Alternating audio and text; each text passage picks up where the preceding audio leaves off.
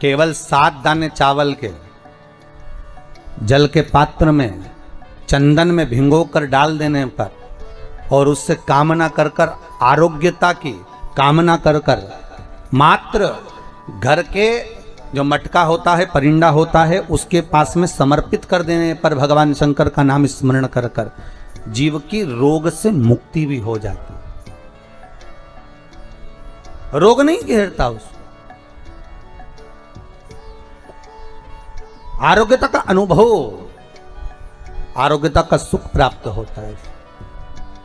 अगर आपके जीवन में ऐसा लगे कि बहुत बड़ी बीमारी आ गई और आपके घर का व्यक्ति वेंटिलेटर पर पड़ा हुआ है, तो शमी के वृक्ष के फूल ले आओ 7, और शमी के वृक्ष के 7 फूल लाकर एक एक फूल शंकर भगवान को श्री शिवाय नमस्तुभ्यम कहकर उस व्यक्ति के लिए जो पड़ा हुआ है, अंतिम सांसें गिन रहा है, जिसको अटैक आ गया, अंतिम सांसों में जो गिन रहा है, उसके नाम से भगवान शंकर पर चढ़ाना प्रारंभ कर दो। मात्र 7 पुष्प, उस शमी के वृक्ष के 7 पुष्प आप शिव को समर्पित करिए, उसका नाम और गोत्र बोलकर, और भगवान शंकर का मूल मंत्र श्री शिवाय, जम के बोलिए श्री शिवाय नमस्तुभ्यम बोलकर एक एक शमी का फूल शंकर पर चढ़ाना प्रारंभ कर दो।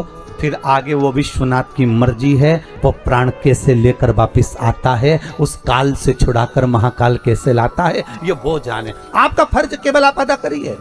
महाराज, अगर कोई व्यक्ति को किडनी या लीवर से जुड़ी हुई कोई तकलीफ होती है, या किसी व्यक्ति का एक्सीडेंट हो गया होता है और उसका कोई अंग रह गया हो, कोई शरीर का कोई भाग रह गया और वो काम नहीं कर रहा हो, जैसे किसी के पांव रह जाते हैं एक्सीडेंट के बाद, किसी का हाथ रह जाता है, या कोई अंग काम नहीं कर रहा हो, वहाँ ब्लड पहुँच नहीं रहा हो, वो जगह एकदम सुन्न हो गई हो, खाली पड़ गई हो, तो उसके लिए शिव महापुराण की कथा कहती है कि सरसों के पुष्प 11 शंकर जी के राइट भाग में, जहाँ शिव जी के गण दरवाजे के द्वारपाल मणिभद्र जिस जगह पर निवास करते हैं, कौन निवास करते हैं? मणिभद्र।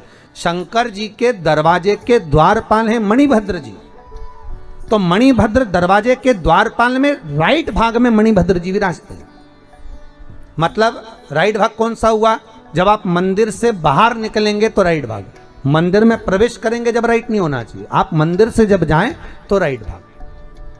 मतलब आप मंदिर से राइट से जाएंगे तो शंकर जी का भी राइट हो जाएगा, क्योंकि शिव जी ऐसे बैठे हैं तो शंकर जी का भी राइट हो गया, देवता उनका भी राइट हो गया, तो राइट भाग सीधा हाथ मणिभद्र जी का स्थान। 11 सरसों के पुष्प मणिभद्र के उस द्वार पर आप रख दीजिए, और मणिभद्र के द्वार पर रखकर अंदर जाकर 108 वापिस जब आप बाहर निकल रहे हैं, ये पुष्प आप रखने के बाद एक बार बाहर जाएंगे, फिर वापिस आएंगे मणिभद्र के रखने के बाद, और अंदर जाकर 108 सरसों के पुष्प शंकर को समर्पित करेंगे। महाराज, उस सरसों के पुष्प जो शिव जी को आप समर्पित कर रहे हैं उसको वापिस लेकर आएंगे, श्री शिवाय नमस्तुभ्यम बोलकर उस सरसों के पुष्प को महाराज सरसों के तेल की बोतल में उसको डाल लीजिए। शंकर भगवान को किसी भी प्रदोष में, शाम के समय प्रदोष काल में उस तेल को वापस ले जाकर चढ़ा दीजिए शिव जी को, उसको वापस लेकर आ जाइए। उस तेल का प्रयोग आप नाभि में डालिए, और जो शरीर काम नहीं कर रहा उस स्थान पर कम से कम 15 दिन 20 दिन तक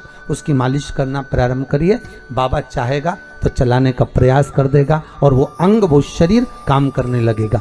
मणिभद्र का स्मरण, श्री शिवाय नमस्तुभ्यम, सब बोलिए एक बार जमकर, श्री, अरे पहले बोल दिया, हमारे साथ तो बोलो, श्री शिवाय नमस्तुभ्यम। काशी विश्वनाथ औगड़दानी तरकालदर्शी कैलाशी अविनाशी भगवान शिव, जिनकी पुनित पावन शिव महापुराण की कथा श्रवण करने का सौभाग्य भूत भावन भूतेश्वर भगवान शिव की कृपा से अपन सभी को प्राप्त हुआ है। औगड़दानी तरकालदर्शी कैलाशी त्रिलोकी के नाथ भगवान भूत भावन भूतेश्वर भगवान शिव जो जीवन का एक आनंद सुख प्रदान करने वाले हैं,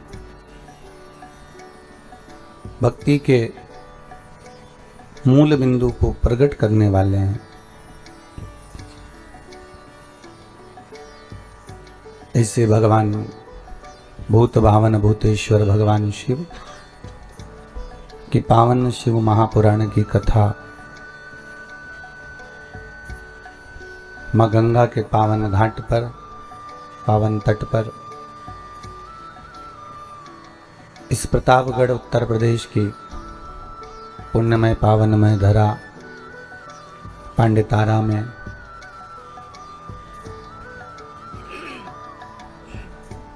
स्वर्गीय श्री राज बहादुर सिंह की स्मृति में उनकी धर्म पत्नी श्रीमती बिंद्रा देवी के शुभ आनंद सहयोग से उनके पुत्र और पुत्र वधुओं द्वारा, बघेल परिवार द्वारा इस भगवान भूत भावन भूतेश्वर की पावन कथा को श्रवण करने का सौभाग्य मिला है।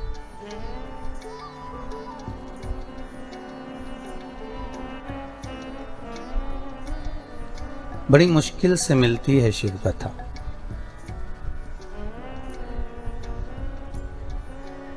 और बाबा अगर कृपा करे, दया करे, करुणा सागर करुणा करे तो जीवन का सर्वाधिक सुख भगवान भूत भावन भूतेश्वर शिव के चरणों में प्राप्त हो सकता है।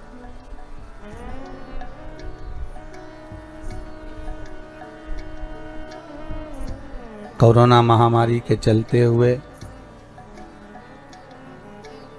अपने अपने घरों में बैठकर ऑनलाइन ही समझो इस पावन कथा को आप श्रवण कर रहे हैं और शिव बाबा की दया से ये कथा आस्था चैनल के माध्यम से घर बैठे आपको श्रवण करने का सौभाग्य प्राप्त हुआ है। जो चैनल पर नहीं देख पा रहे हैं वो मोबाइल पर, फेसबुक, यूट्यूब पर श्रवण कर रहे हैं। शंभू की कृपा है, आप सबका स्नेह शिव महापुराण से जुड़ा है। जिस कामना से आप बाबा की कथा को श्रवण कर रहे हैं, बाबा आपकी वो कामना शीघ्र अतिशीघ्र पूर्ण करे, हम तो बाबा से यही निवेदन करते हैं। शिव महापुराण का एक प्रसंग रहा है कि शिव कथा श्रवण करने वाला अगर भाव से, दिल से शंकर की कथा को सुनता है तो शंकर उसकी कामना मात्र 3 महीने में पूर्ण कर देते हैं, ज्यादा समय नहीं लेते।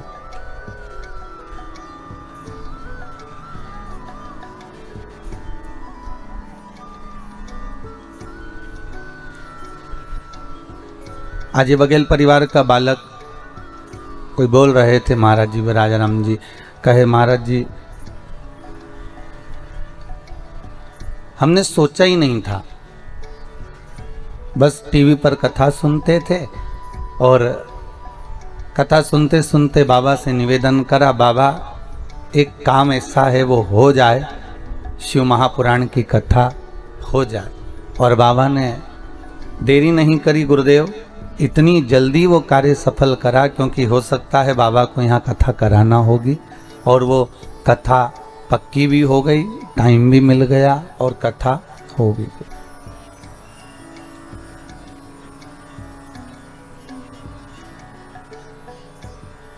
पूर्व में बुक करी हुई कथा का आनंद अपन सभी को श्रवण करने को सौभाग्य मिला है।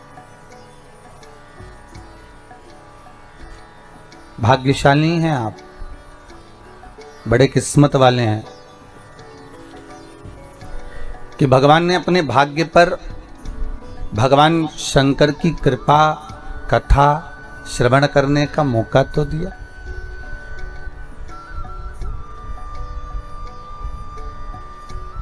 संपूर्ण सामान की जो लिस्ट होती है ना, वो आप बनाते हो। घर के कुछ सामान लाना है तो लिस्ट कौन बनाएगा? आपको ही बनाना है, कोई दूसरे को नहीं बनाना। संपूर्ण सामग्री की लिस्ट बनाने वाले आप और आपकी धर्मपत्नी, आपके घर के लोग, आपके परिवार के लोग होते हैं कि मुझे ये कूलर लेकर आना है, मुझे आधा किलो चावल लेकर आना है, मुझे दाल लेकर आना है, मुझे सामग्री लेकर आना है। संपूर्ण सामान की लिस्ट आप बनाते हो, पर एक लिस्ट ऐसी होती है जो स्वयं नहीं बनाते हो, उसको डॉक्टर बनाता है, वो मेडिकल की लिस्ट होती है। और उसमें कोई कम ज़्यादा भी नहीं किया जाता। वो कहता है कि इतनी दवाई लेना है तो उतनी ही लेना पड़ेगी, वो कहता है इतने इंजेक्शन चाहिए तो उतना ही लेना पड़ेगा, वो कहता है इतनी सामग्री चाहिए तो उतनी ही लेना पड़ेगी। वो लिस्ट कोई दूसरा बनाने वाला नहीं होता, वो लिस्ट अगर बनाता है तो डॉक्टर ही बनाता है। उसी तरह दो लिस्ट होती, ये संसार की वस्तुओं की सारी लिस्ट तो आप बना देते हो, और आप बना भी सकते हो। मकान, घर, परिवार, नाते, रिश्ते, कुटुंब, कबीले सब आप बना सकते हो, पर एक लिस्ट वो परमात्मा बनाकर भेजता है, वो होती है सुख और दुख की लिस्ट। वो लिस्ट कोई दूसरी नहीं है, वो लिस्ट है केवल सुख और दुख की।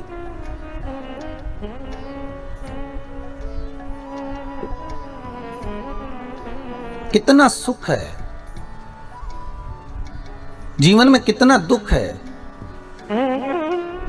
कितना भोगना है, कितना भजन करना है, और आपकी इन श्वासों द्वारा कितना स्मरण होना है, ये सब वो लिखता है। कोई दूसरा लिखने वाला नहीं होता महाराज।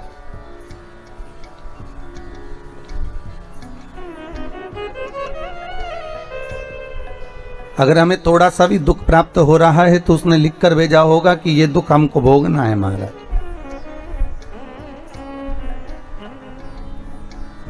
किसी ने पूछा था कि गुरुदेव, अगर भाग्य में दुख लिखा ही है तो फिर शिव महापुराण में जाने से फायदा क्या है? फिर भजन करने से क्या लाभ है? फिर कथा सुनने से मतलब क्या है? अगर दुख लिखा ही है, दुख भोगना ही है, और दुख लिखा है और दुख भोगना ही है, तो फिर कथा तत्व से मतलब क्या? फिर दान क्यों, फिर भजन क्यों, फिर स्मरण क्यों, फिर कीर्तन क्यों, किस लिए? फिर उसका कोई महत्व ही नहीं। फिर मंदिर क्यों, फिर तीर्थ क्यों, फिर नाम जाप क्यों, किस लिए?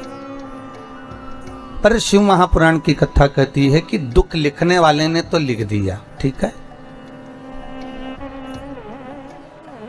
लिखने वाले ने तो जो लिखा वो लिख दिया, पर एक बात याद रखिए कि लिखने वाले ने लिख तो दिया, उसकी मर्जी थी, उसने कितना दुख कितना सुख लिखा ये उसके ऊपर है। पर एक बात याद रखो कि उस दुख सुख को हमें भोगना है, पर भोगने से पहले सुख जब हम भोगते हैं तो हमको बड़ा आनंद आता है, बड़ा एंजॉयफुल अपनी ज़िंदगी को जीते हैं। पर थोड़ा सा दुख अगर हमारी ज़िंदगी में सम्मुख में आ जाता है तो हम रोना चालू कर देते हैं, हम बिलखना चालू कर देते हैं, हम ये भूल जाते हैं कि परमात्मा ने अगर सुख में हमारा साथ दिया तो दुख में भी तो देगा, छोड़ तो ना देगा वो।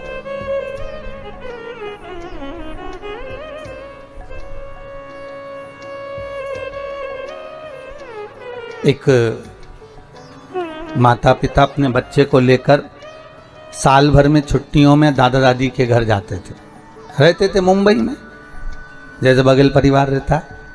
हाँ, रहता भले वहाँ हो, पर साल भर में एक बार तो आते ही होगे महाराज आप लोग, है वर्ष में एक बार अपने माता से मिलने के लिए, गांव में देखने के लिए। भले आप मुंबई रह रहे हैं, भले आप मुंबई निवास कर रहे हैं, तो वो माता पिता के पास में, अपने दादा दादी के पास अपने बच्चों को लेकर पहुंचते हैं, और बच्चों को लेकर पहुंचता, और माँ रहते कम से कम 1 महीना 15 दिन 20 दिन छुट्टियों को बड़े आराम से अपने जीवन को निकालते। बच्चा धीरे धीरे धीरे धीरे 8-10 साल हो गए, बड़ा हो गया। अब बच्चा बड़ा हो गया तो वो बच्चा जब बड़ा हो जाता है तो बच्चा कहता है, पापा अब की बार दादी के घर में खुद जाऊंगा, आप मुझे ट्रेन में बिठा देना और मैंने सब देख लिया कि ट्रेन में कहाँ से बैठना है, कहाँ उतरना है, कैसे बैठना है, क्या करना है, टिकट कहाँ से लेना है, सब मैंने देख लिया। आप चिंता मत करना, मैं बैठ जाऊँगा और चले जाऊँगा। लड़का हो गया बड़ा, 12-15 साल का, 20-15 साल का और 10-15 साल का बालक बोला अब मुझे जाने दो, अब मेरे को जाना है। ठीक है बेटा जाओ। पापा ने कहा नहीं नहीं नहीं, बहुत लंबा सफर है बच्चा। ए बाबुआ, ये समय अच्छा नहीं चल रहा है, ये सफर बहुत लंबा है, तुम जाकर करोगे क्या? हम तुम्हारे साथ चलते। नहीं माँ, नहीं पापा, नहीं बाबूजी, मैं भी चलूंगा। ठीक है चलो, अब आप मत जाओ, हम चले जाएंगे। बबुआ को टिकट दिला दिया और बालक को जब टिकट दिलाया ट्रेन का, पिताजी उसको स्टेशन छोड़ने के लिए गए, समझाया आराम से बैठना, डरना नहीं, टीटी आए, टीसी आए, उसको टिकट दिखा देना और बिल्कुल मत घबराना हो। और भोजन रख दिया है झोले के अंदर, खा लेना, स्टेशन पर उतर जाना, ध्यान रखना, आराम से जाना, चिंता मत करना। और बेटा कहने लगा पापा मैंने साफ देख लिया है, आप चिंता मत करो, मैं आराम से चले जाऊंगा। आप क्यों टेंशन ले रहे हो? आपको चिंता करने की जरूरत नहीं, मैं सब पहुंच जाऊंगा, अब तो मैंने देख लिया, अब आप कोई टेंशन नहीं है हो, आप तो जाओ।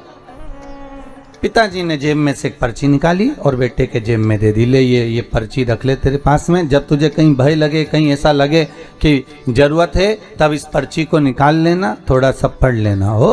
ठीक है।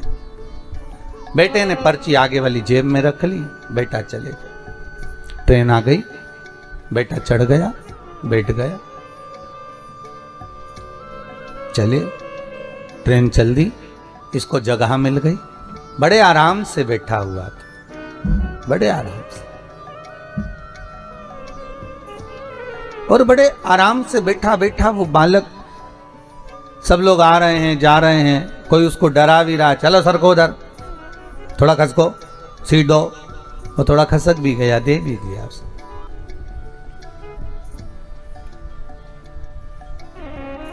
2-4 गांव निकल गए, एक आदमी चढ़ा, सीट के चक्कर में उसको डराने लगा, आंखें दिखाने लगा, वो घबराने लगा, आंख में से आंसू बहने लगे, भूख भी लग रही थी, रो रहा था। आंख से जब अश्रु गिरे तो मन में आया मेरे बाबूजी ने, मेरे पिता ने एक चिट्ठी मेरी जेब में रखी थी, उस चिट्ठी को निकालता हूँ। उस पर्ची को निकाला और निकाल कर पढ़ा तो उस पर्ची पर लिखा हुआ था, चिंता मत करना, पीछे वाले डब्बे में मैं बैठा हुआ हूं।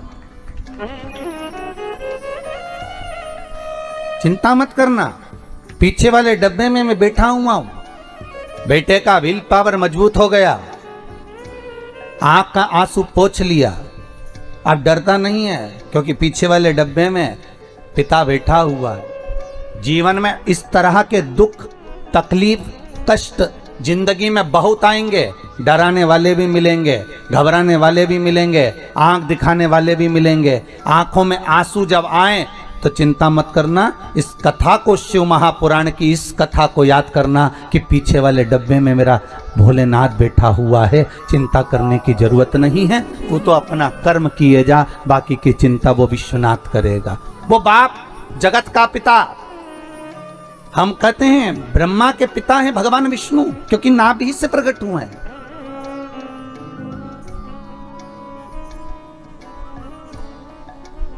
ब्रह्मा के पिता हैं भगवान विष्णु, पर भगवान विष्णु के अगर कोई पिता हैं, स्वयं ब्रह्मदेव ने पूछा कि आपका पिता कौन, और ब्रह्मा और विष्णु ने मिलकर एक खंबे का, एक सुंदर पर्वत का घर्षण करना प्रारंभ करा, एक पर्वत को घुमाना प्रारंभ करा, और उस पर्वत के घुमाने से एक लिंगायत आकृति प्रकट हो गई। उस लिंगायत आकृति से आवाज आ गई कि हे नारायण, तुम मुझे पहचानना चाहते हो? भगवान विष्णु हाथ जोड़कर बोले, प्रभु आपको कौन नहीं जानता, मैं तो जानता हूं आप। परंतु ये ब्रह्मा के मन में आश्चर्य पड़ा हुआ ना कि मेरा पिता कौन है, जगत का नारायण, और नारायण का पिता है कौन आखिर?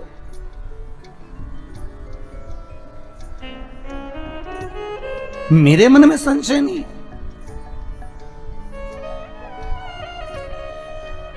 चिंता दूसरों को होती है, ऐसा बड़ा टेंशन है दूसरों को, अपने को चिंता नहीं इतनी हो।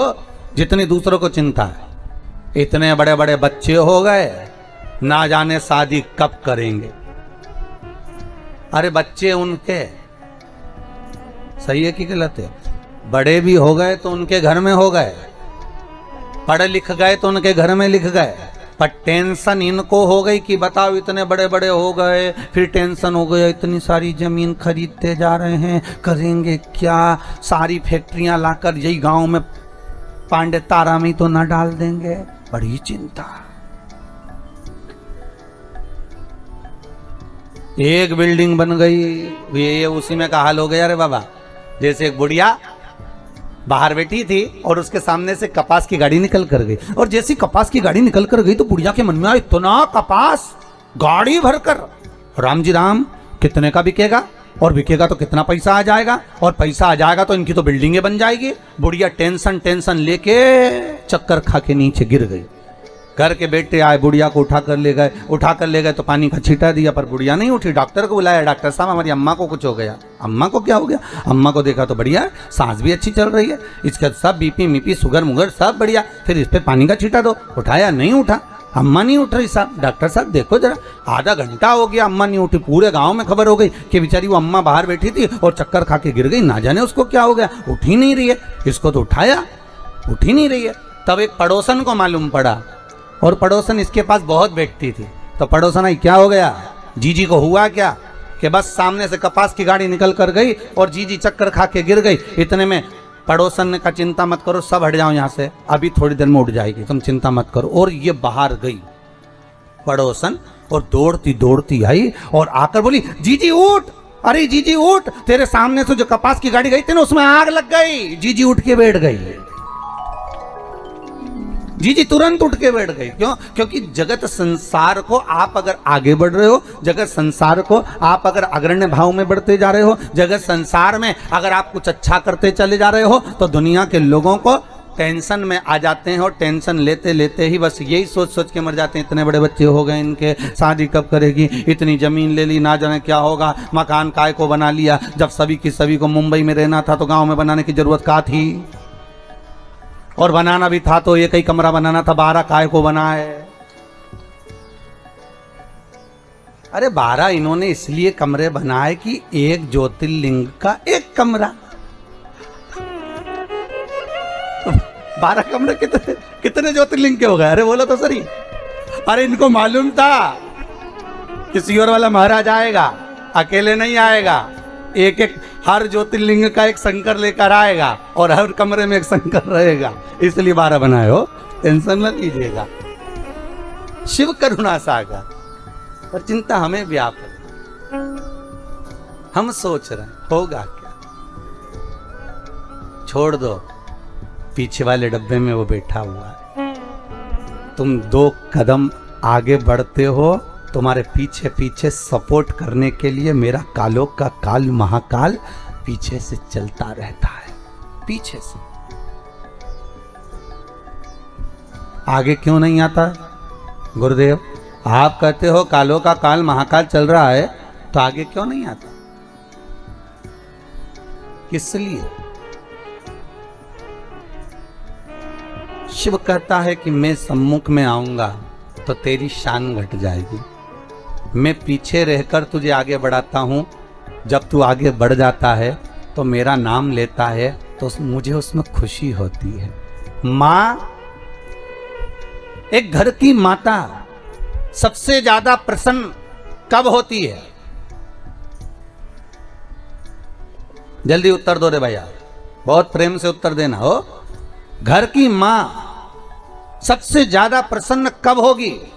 घर की बूढ़ी मां सबसे ज्यादा प्रसन्न जब होती है जब बच्चा कहता है मम्मी भूख लगी है, तो माँ भी कहती इतना बड़ा हो गया अपनी धर्मपत्नी से के वो बउआ बोल, वो लाएगी तेरे लिए भोजन बना कर लाएगी, दाल बना कर लाएगी। तब बेटा कहता है मम्मी दाल तो तेरे हाथ की अच्छी लगती है माँ, तू बना कर ला। तब माँ प्रसन्न हो जाती है। माँ को धन नहीं चाहिए, माँ को दौलत नहीं चाहिए, माँ को संपदा नहीं चाहिए। आज नवरात्रि का तृतीय दिवस है, आज गणगौर का दिन भी है, आज सौभाग्य तीज भी है। ये जगत जननी जगदम्बा तुम्हारी वस्तुओं से प्रसन्न नहीं होती, ये जगत जननी जगदम्बा तुम्हारे आभूषणों से प्रसन्न नहीं होती, ये जगत जननी जगदम्बा तुम्हारे मेवे और पकवान से प्रसन्न नहीं होती, ये जगत जननी जगदम्बा केवल तुम्हारा भाव देखती है कि मेरा पुत्र मेरा बेटा ये संसार का मानव मुझे कैसे रिझा रहा है, ये मुझे कैसे मना रहा है। उसकी प्रसन्नता केवल एक भाव से।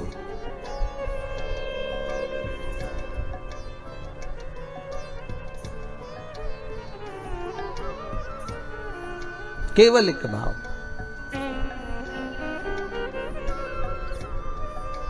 और जब निर्मल मन, निर्मल विचार, निर्मल सोच, निर्मल बुद्धि, निर्मल चित्त हमारे भीतर का आ जाता है महाराज, तब दुनिया का संपूर्ण सुख हमारे सम्मुख में हो जाता है। केवल मन।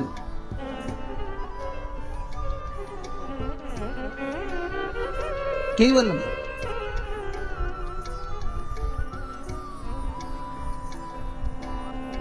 और ये मन,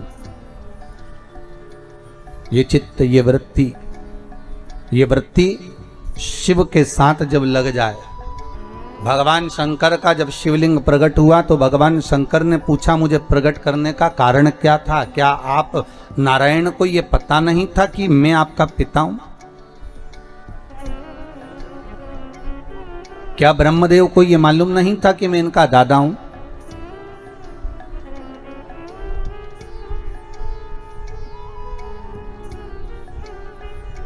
कौन है इस?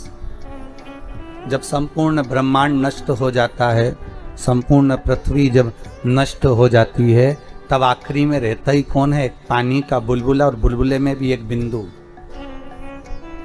एक बिंदु। कभी ब्रह्म कुमारी आश्रम में जाकर देखिएगा, वहां से अगर आप ज्ञान प्राप्त करेंगे तो वहां की बहन जी बताती हैं कि मात्र अगर इस संसार की रचना का केंद्र बिंदु कोई परमात्मा है तो एक बिंदु है। वो बिंदु कोई दूसरा नहीं, आद्य शक्ति भगवान शिव ही, शंकर ही उस ब्रह्म कुमारी आश्रम में बताया जाता है। बहन जी बताती हैं कि ये बिंदु ही शंकर है। उस शंकर से ही सर्व जगत की उत्पत्ति है। उस शिव से, उस शंकर से, उस कैलाशी से, उस त्रिकालदर्शी से सर्व जगत की उत्पत्ति है। जैसे मकड़ी जाले को बना देती है और भगवान शंकर भी उसी तरह जाले को निर्मित कर देते हैं, संसार को निर्मित कर देते हैं। पर जब देखते हैं कि संसार के लोग मुझसे दूर हो गए, ये संसार के लोग भजन चित्त वृत्ति से दूर हो गए, इनके भीतर का अहंकार जाग गया है, अहमता जाग गई है, और दिन भर एक बात कहते हैं मैं हूं, मैं कर रहा हूं। अगर मैं दुकान नहीं जाऊंगा तो काम नहीं होगा, मैं घर नहीं चलाऊंगा तो काम नहीं होगा, मैं फैक्ट्री नहीं चलाऊंगा तो फैक्ट्री नहीं चलेगी, अगर मैं नहीं होऊंगा तो ये काम नहीं होगा। हर व्यक्ति के मन में केवल एक ही बात अड़ जाती है कि मैं हूं तो हो रहा है, मैं हूं तो होगा, अगर मैं नहीं होऊंगा तो कुछ नहीं होगा। कई लोगों के मन में ये भाव, तो भगवान ने इस कोरोना महामारी में पूरे साल में दिखा दिया कि सारा लॉकडाउन लगाकर पटक कर तुमको घर में लाकर छोड़ दिया। ना तुम्हारी फैक्ट्री चल रही थी, ना तुम्हारी दुकान चल रही थी, ना तुम्हारे घर में कोई कमाने जा रहा था, ना कोई सामान लेने जा रहा था। फिर ये बताओ कि तुम्हारा घर कौन चला रहा था? घर चलाने वाला वो आद्य शक्ति भगवान शिव ही था। वो त्रिकालदर्शी, वो कैलाशी, वो शंकर ही था। भगवान शिव को दिखाना था कि ये मैं हूं। इसलिए रुद्राष्टाध्याय में आया, आकाश पताल सर्वस्व में कोई दूसरा नहीं। तलातल में मैं हूँ, रसातल में मैं हूँ, जलचर में मैं हूँ, थलचर में मैं हूँ, वायुचर में मैं हूँ, तुम्हारी श्वासों में मैं रमण कर रहा हूँ। तुम मुझे पहचान गए, फिर संसार सागर का कोई दुख तुम्हारे सम्मुख में नहीं आ सकता।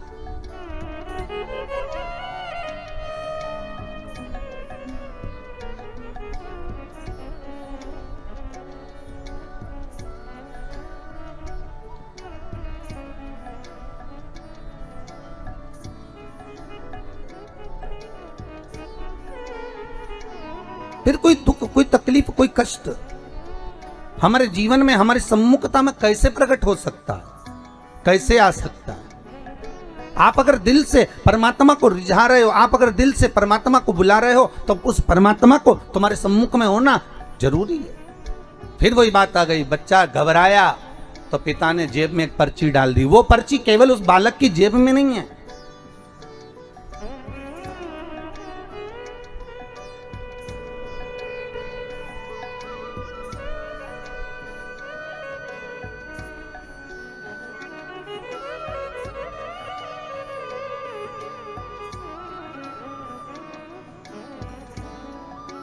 वो पर्ची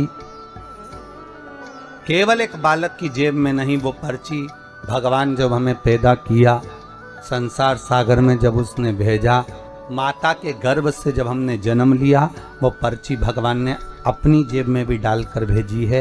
इस मन में एक पर्ची को रख दिया गया है कि जब तू दुख लगे, जब तुझे कष्ट लगे, जब तुझे लगे कि अब कोई साथ नहीं दे रहा, तब चिंता मत करना, वो पर्ची को निकाल लेना कि पीछे मैं खड़ा हूँ तो चिंता मत करना, मैं तेरे साथ में हूँ। अगर सुख में हूँ तो दुख में भी तेरे साथ में हूँ। क्यों चिंता, क्यों चिंता? आज तीज है, सौभाग्यवती।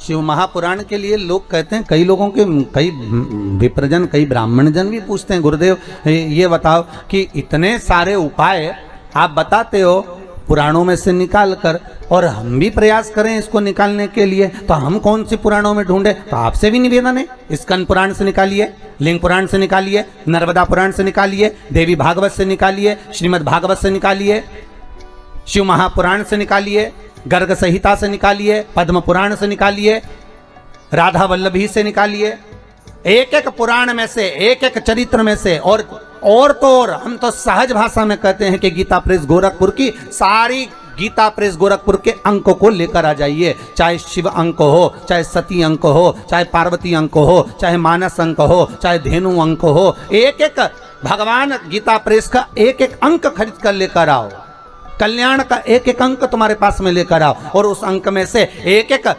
उपाय को निकालने का प्रयास करो। आपको सारे उपाय मिल जाएंगे जो इस व्यासपीठ से बताए जाते हैं। सारे उपाय आपके सामने आ जाएंगे कि जो व्यासपीठ से दिए गए, सारे उपाय आपके सम्मुख में। हाथ निकालो और उसको पढ़ो और उसको लाइए।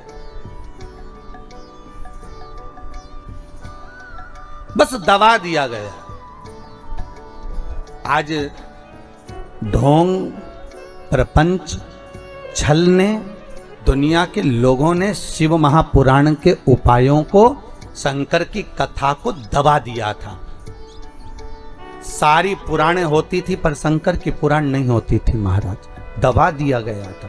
और शिव महापुराण को केवल जगत में लेकर आना चाहते हैं कि शंकर को दुनिया पहचाने, शिव की साक्षी को पहचाने। शंकर है क्या, शिव का अनुमोदन क्या है? दुनिया के लोग टीवी के माध्यम से फिल्मों का निर्माण कर कर कह देते हैं कि इस पर दूध चढ़ाना, क्यों चढ़ा रहे हो, गरीब बच्चे को दूध पिला दो, ऐसा क्यों कर रहे हो? उस शंकर को जगत तक पहुंचाना है कि शंकर पर दूध क्यों चढ़ाया जाता है, शंकर पर दही क्यों चढ़ाया जाता है, शंकर पर जल क्यों चढ़ाया जाता है, शंकर पर बेलपत्री का महत्व क्या है, शंकर पर शमी पत्र का महत्व क्या है, क्यों शंकर भगवान को शमी के वृक्ष का मात्र 7 फूल चढ़ा देने पर व्यक्ति की मनोकामना पूर्ण हो जाती है, क्यों कहा जाता है? उसको निकालो, उसको समझो, उसको पढ़ो, उसको अपने जीवन में उतारो। सारे देवी देवताओं को बहुत सा सामान चाहिए होगा, पर मेरे विश्वनाथ को कुछ नहीं चाहिए, मेरे शंकर को चाहिए क्या? जब अंत में डॉक्टर भी हार जाते हैं, जब अंत में डॉक्टर भी कह देते हैं कि अब हमारे बस का नहीं है, अब तो उस परमात्मा के हाथ में, मतलब डॉक्टर को भी मालूम है कि एक और डॉक्टर बैठा हुआ है, एक डॉक्टर और है, वो बस वो थोड़ा सा दूर तो रहता है पर करीब भी बहुत है। कई लोग कहते हैं गुरुजी वो कैलाश पर रहता है बहुत, तो उनको बुलाएंगे तो आएंगे। हमने कहा कैलाश पर तो रहता ही नहीं है, जहाँ भक्त है वहाँ भगवान, वो दूर तो रहता ही नहीं। आप तो बस केवल उसको बुलाने का प्रयास करिए, आप दिल से बस उसको हाजिर, वो दिल से बुलाओ तो उसको।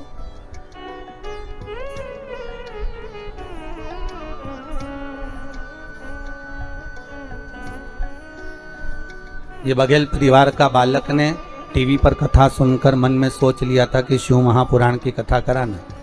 ये बालक कहता है कि गुरुदेव हमने तो सोचा ही नहीं था कि आप गांव के अंदर गांव, गांव के अंदर गांव, वहाँ प्रतापगढ़, फिर रानीगंज, रानीगंज से फिर या कौन सा गांव, पांडतारा में है कथा करने आ जाओगे। ये बड़ा आश्चर्य की बात। तो ये केवल कोई ना हमारे बस का है ना आपके बस का है।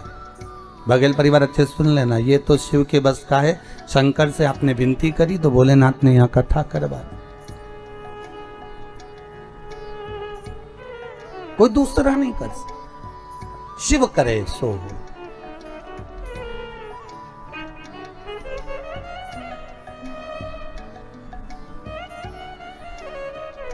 और उसके सिवा दुनिया में कोई कर भी नहीं सकता। कालदर्शी है, कैलाशी है, अविनाशी है शंभो। ये दिल, ये चित्त, ये वृत्ति, ये मन जो आपसे लगा हुआ है, बस ऐसी कृपा करना कि ये मन जो आप में रमा हुआ है, ये मन रमा रहे। कोई ऐसा क्रम ना हो जाए कि दुनिया मेरे पर उंगली उठाए, कोई ऐसा क्रम ना हो कि दुनिया मुझ पर उंगली उठाए और कहे कि बताओ ये शंकर की आराधना करती थी, ये शिव स्मरण करती थी, ये शंकर का भजन करती थी, ये शिव भक्ति करती थी, और शंकर का भजन करने के बाद भी इसको बताओ इतना दुख आन पड़ा तो हमारा कुछ न बिगड़ेगा, तुम्हारी शान जाएगी, पकड़ लो हाथ त्रिपुरारी, नहीं तो डूब जाएगी। हमारा क्या बिगड़ना है? दुनिया कहेगी तो यही कहेंगे, बताओ शंकर जी की कथा सुनी थी, खूब शिव जी की कथा सुनी, खूब शंकर का अनुमोदन करा, खूब शिव जी का भजन करा, खूब शंकर जी पे बेलपत्र चढ़ाई, सियोर वाला महाराज बोला था ऐसा पूजन करो, खूब करा, उसके बाद भी दुख मिला। कहां से मिला? नहीं नहीं, शंकर जी से कह देना हम सियोर वाले महाराज को नहीं जानते, हम तो आपको जानते। कथा के माध्यम से हम आपको पहचानने लगे। रुक्मणी जी जब सिंहासन पर बैठती थी और नारद जी आकर ज्ञान देते थे तो रुक्मणी ने कृष्ण को कभी नहीं देखा था, एक बार भी, पर रुक्मणी जो सुनती थी तो कृष्ण से प्रेम करने लगी थी। बस वही स्नेह आपका शिव से हो जाए।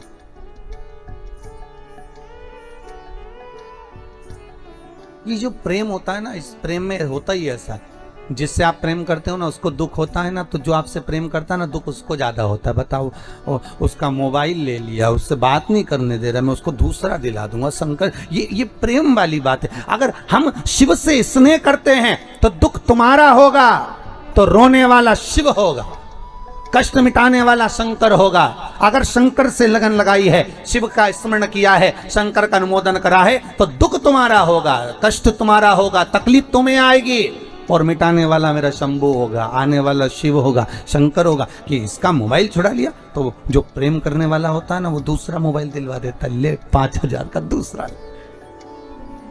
और अगर मम्मी ने ये भी ले लिया तो चिंता मत कर, और दूसरा दिला दूंगा। शंकर जी भी ऐसा ही, तू मुझसे प्रेम करता है, तेरे को अगर दुख आया चिंता मत करना, दुनिया ताने देगी, गाली देगी, अपशब्द कहेगी, मैं बैठा हूं पीछे से, डब्बे में तो मैं ही हूं ना पीछे, चिंता क्यों करता। और अगर दुनिया की वस्तु कुछ ले भी ली तो मैं बैठा हूं, क्यों चिंता कर। अभी एक ये प्रश्न है, देखो आप, संजीत जी द्विवेदी हैं, भगवा शिवनगर से, प्रतापगढ़ से हैं। कहाँ बैठे हैं? अच्छा, संजीव जी आप ही हैं। आपने एक प्रश्न किया है गुरुदेव कि आपने तुलसी जी का महत्व समझाया, रुद्राक्ष का महत्व समझाया, पर आप कहते हैं कि गले में तुलसी हो, रुद्राक्ष हो, स्नान करने जाएं तो वो पानी शरीर पर आता है तो गंगा यमुना सरयू सरस्वती का फल मिल जाता है। पर हमारे को ऐसा सुनने को मिलता है कि रात को तो तुलसी की माला, रुद्राक्ष की माला उतार दी जाती है, फिर हम सुबह स्नान करने जाते हैं तो वो जल तो रहता ही नहीं है। पहली बात तो संजीव जी, शिव महापुराण की कथा कहती है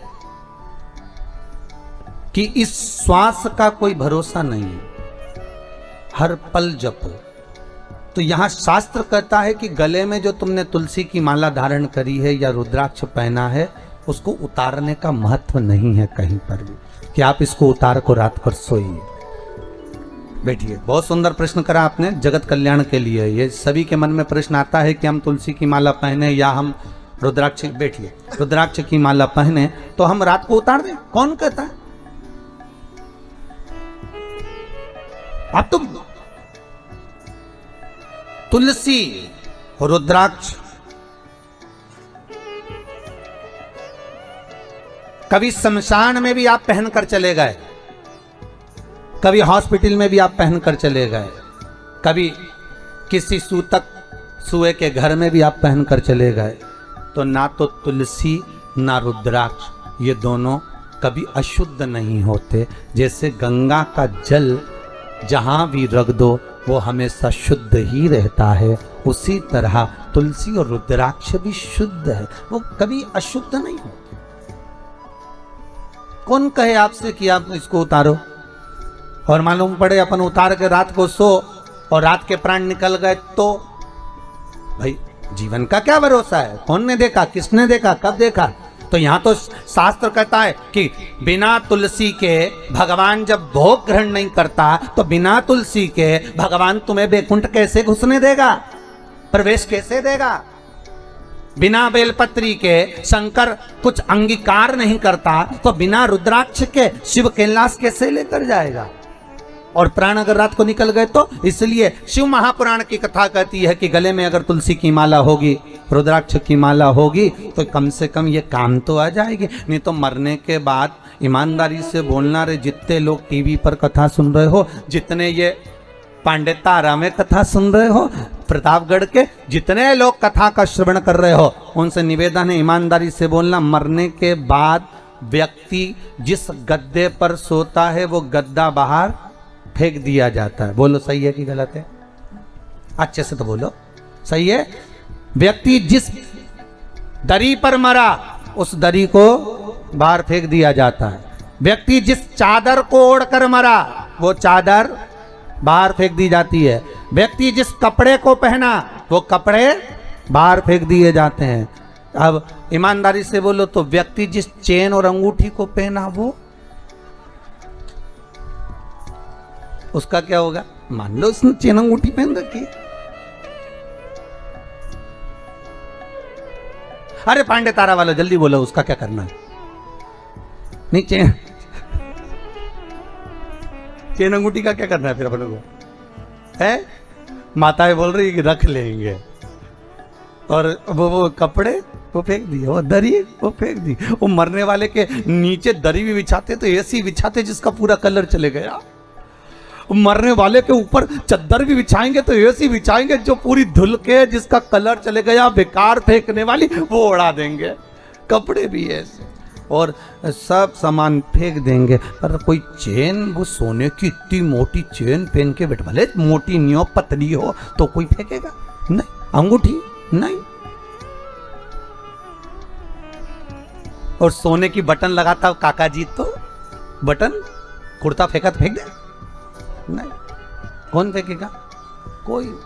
तो मतलब अंदाजा लगा लो कि दुनिया के लोग तुमसे प्रेम नहीं करते, दुनिया के लोग तुमसे दिखावा करते हैं। प्रेम तो उनको सोने और चांदी और प्रॉपर्टी से है, इसलिए तो नहीं फेंकी, नहीं तो तुम्हें तो फेंक देते। कब का? जब तुम्हारे कपड़े फेंक दिए, तुम्हारी दरी फेंक दी, तुम्हारी चादर फेंक दी और तुम्हें नहीं रखा, मरने के बाद तुम्हें ले जाकर शमशान में फेंक दिया।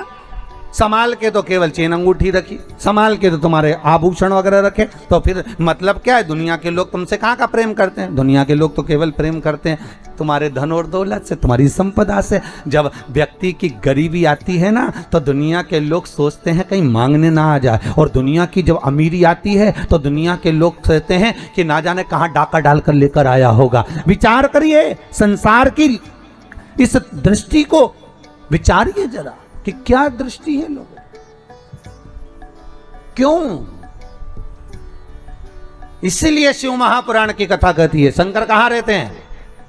जम के बोलो, शमशान में। शिव शमशान में निवास करते हैं क्योंकि उनके ससुर दक्ष प्रजापति ने श्राप दिया था, हे शंकर मैं तुम्हें श्राप देता हूं कि तुम शमशान में निवास करोगे। शंकर भगवान बड़े खुश हुए, मेरे ससुर जैसा दुनिया में कोई ससुर नहीं होगा। प्लाट भी दिलाया तो ऐसी जगह जहां कोई कब्जा ही नहीं करेगा।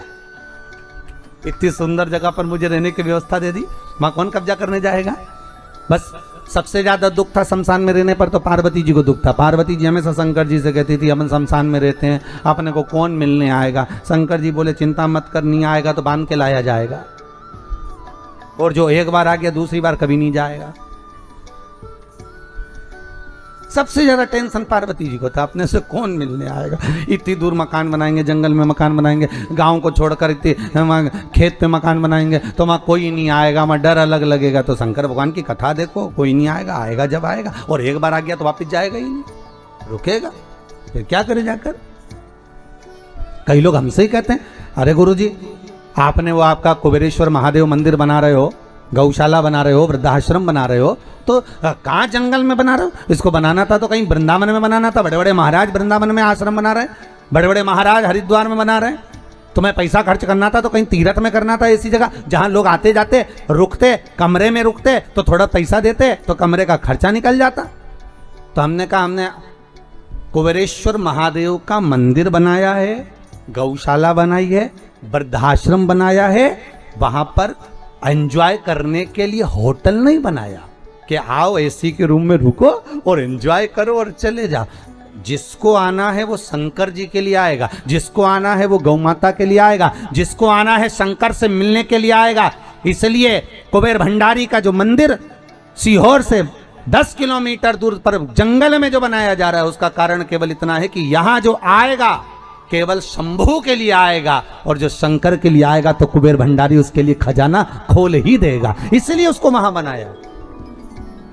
और सबसे ज्यादा धन्यवाद तो आपको दूंगा, जिन जिन लोगों ने उसमें सहयोग करा, दान का एक एक रुपया अगर आपने दिया है, अपन रहे ना रहे पर अपना दिया गया वो दान सत्कर्म कम से कम सही जगह लग तो गया। गौ माता में, वृद्धाश्रम में, उस मंदिर में सही जगह लग तो रहा है।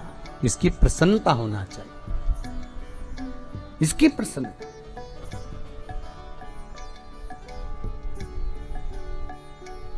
अपनी चित्तवृत्ति, अपना मन बनाओ। भगवान जहां कहे, शिव जी कह रहे हैं मैं शमशान में रहता हूं, शमशान में रहने में दिक्कत क्या है मुझे, मैं तो अलमस्त रहता हूं, मुझे कोई टेंशन नहीं है। पार्वती जी बोली कितना बुरा लगेगा लोगों को यहां आने में। शंकर भगवान बोले आने में बुरा लगेगा तो लगे,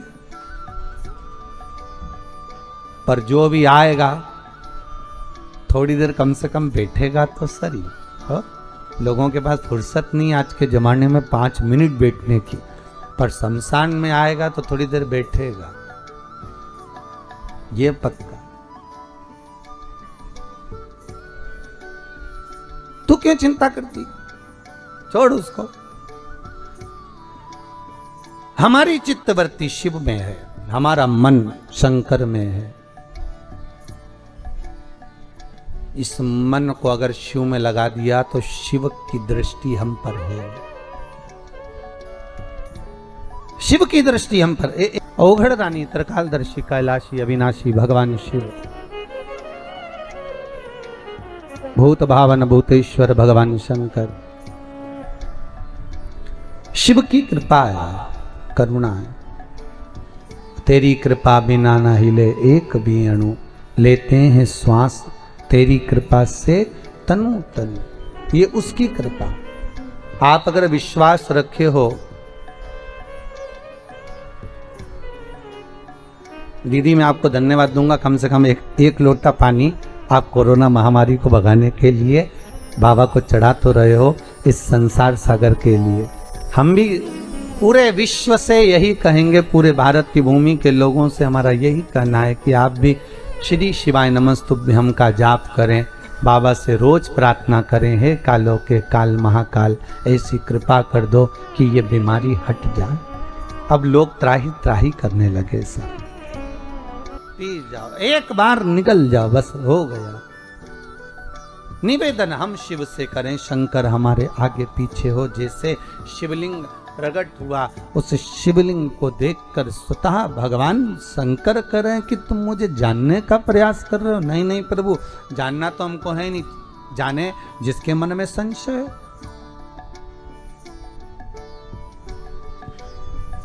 देखो परीक्षा वही लेता है जिसके मन में संशय होता है, परीक्षा वही लेता है।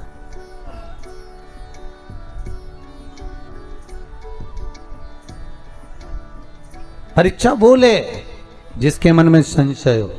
यहाँ तो संशय है ही नहीं बाबा के प्रति, क्या संशय करें। हाला हजूर बैठा है, जैसे दीदी ने बताया, कल भैया जी ने बताया कि श्री शिवाय नमस्तुभ्यम का क्या लाभ है। घुटनों में तकलीफ थी, बाबा की पूजन करने का क्या लाभ है। यहाँ कोई विशेष कोई तंत्र विद्या तो होती नहीं है, कोई जादू टोना तो होता नहीं। यहाँ तो बस कह देते हैं कि आप शिव जी का अनुमोदन करो, आप शंकर का स्मरण करो और आप शिव भक्ति में डूबे रहो। बस जितना शिव का नाम लोगे, जितना शंकर का अनुमोदन करोगे, जितना शिव भक्ति में डूबोगे, उतना सुख मिलेगा।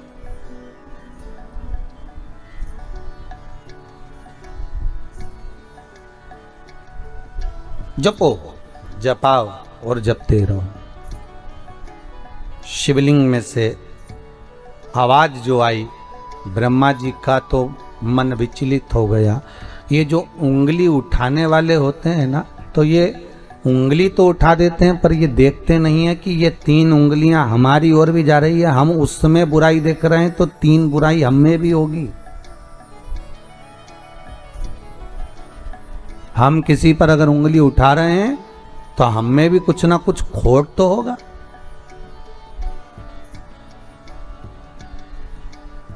अब ब्रह्मदेव तो कह दिए, ये आकाशवाणी झूठी लगती है मुझे तो। शंकर भगवान ठहाका लगाकर हंसे, शिवलिंग में से आवाज आई, अरे ब्रह्मदेव तुम मुझसे कह रहे हो कि आकाशवाणी झूठी है? हाँ,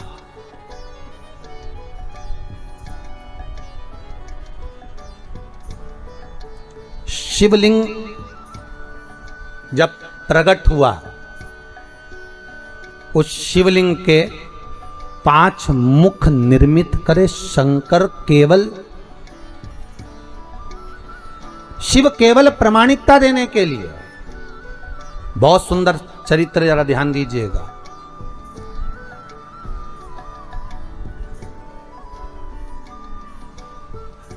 शंकर कह रहे हैं तुम मुझे जानते नहीं हो। नहीं, मैं तो समझता ही नहीं। आप शंकर भगवान विष्णु के पिता हो सकते हो, ये मैं नहीं मान सकता।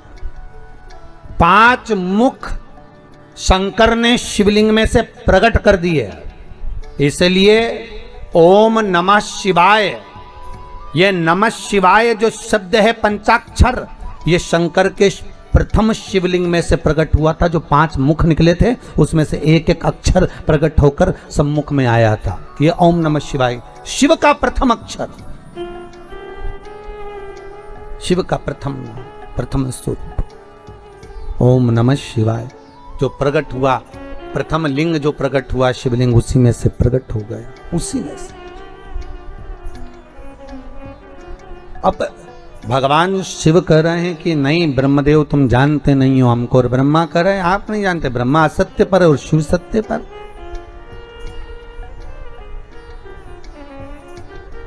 कितने प्रमाण भगवान शंकर ने ब्रह्मा को दे दिए, पर ब्रह्मा मानने को तैयार नहीं। शिव जी जान गए कि अब सत्य के लिए प्रमाण की जरूरत नहीं पड़ना। अब प्रमाण देगा ब्रह्मा असत्य के लिए।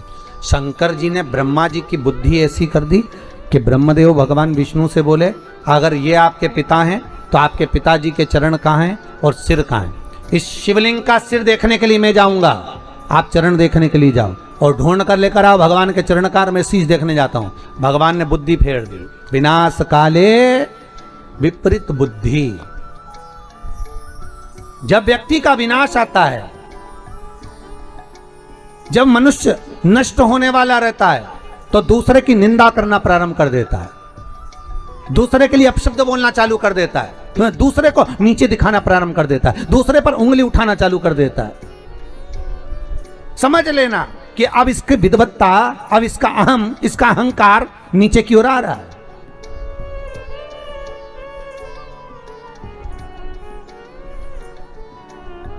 उठाओ उंगली, मना नहीं है, पर पहले सबूत सामने रखो। ब्रह्मा जी भी बार बार कह रहे हैं सिर कहाँ है, कहाँ है चरण? गए भगवान विष्णु ने कहा क्या चाहते हो ब्रह्मदेव? ब्रह्मदेव कह रहे हैं कि आप चरण ढूंढो। भगवान का ठीक है, मैं जाता हूं चरण ढूंढने के लिए। शिवलिंग का चरण ढूंढने के लिए भगवान नीचे गए, ब्रह्मा शीश ढूंढने के लिए ऊपर गए। अब भगवान चरण ढूंढने गए, उनको चरण मिले ही नहीं, वापिस आ गए। ऊपर गए ब्रह्मा जी, जाते जाते केतकी का पुष्प मिल गया, उसको ले लिया साथ में। गौ माता मिल गई, उसको ले लिया साथ में। चलो तुम सबूत देना, कह देना कि भगवान ब्रह्मा को सिर मिल गया। तो झूठ बोलने का क्या लाभ होगा? केतकी के पुष्प से बोला तुझे सुगंधित बना कर रखूंगा, देवताओं पर तू चढ़ेगा। और गाय कहने लगी मेरा क्या लाभ, तो भगवान ब्रह्मदेव कहने लगे अगर तू जाकर मेरे भगवान शिव के सामने एक बार झूठ बोल देगी तो तुझे घर की पहली रोटी खाने को मिलेगी। गौ माता बोली चलो ठीक है बोल देती हूँ। चले गए, आ गए सामने। भगवान ब्रह्मा ने भगवान विष्णु से पूछा नारायण हे प्रभु आपको क्या भगवान के चरण मिले? भगवान विष्णु ने तो कह दिया मुझे चरण मिले ही नहीं। शंकर भगवान के मुख से निकल गया जय हो सत्यनारायण भगवान की। स्कंद महापुराण की कथा कहती है सत्यनारायण की कथा यही शंकर की कथा से निकली है। कौन से भगवान की कथा? सत्यनारायण भगवान। क्योंकि भगवान विष्णु शिव जी के सामने सत्य बोल दिए थे, इसलिए उनका नाम हो गया था, जम के बोलो, सत्यनारायण। अब आज के जमाने में तो जिसका नाम सत्यनारायण रहता है वो भी असत्य बोलता फिरता है। बड़ी आफत है। अरे कम से कम थोड़ा बहुत तो नाम का अंश रखो रे, कम से कम थोड़ा बहुत तो नाम का ध्यान रखो कि अपना नाम क्या है। अगर तुम्हारा नाम शांति बाई है तो कम से कम थोड़ी तो शांत रहे है? और अगर तुम्हारा नाम भीम सिंह है, वो हमारे यहाँ एक पंडित जी उनका नाम भीम है, और तो वो हमेशा भीम जैसी दादागिरी दिखाते रहते। वो तो जब देखो जब दादागिरी है दिखा, और जो भी मिले उससे बस वो दादा मैं ऐसा कर दूंगा। मैंने कहा भीम शांति बैठ।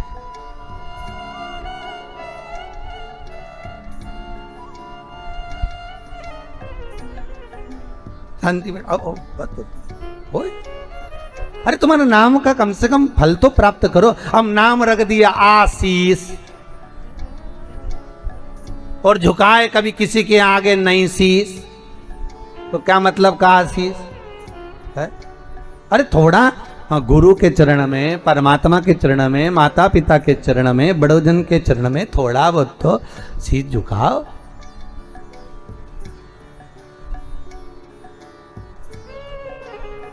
थोड़ी नम्रता। महाराज प्रेम हो जहां, स्नेह हो जहां। झूठ बोल रहे हैं। भगवान सत्यनारायण सत्यनारायण हो गए। ब्रह्मा जी ने कहा आपको चरण नहीं मिले? नहीं। भगवान विष्णु ने पूछ लिया आपको भगवान शंकर का सिर मिला क्या? ब्रह्मा जी बोले बिल्कुल मेरे को तो मिला।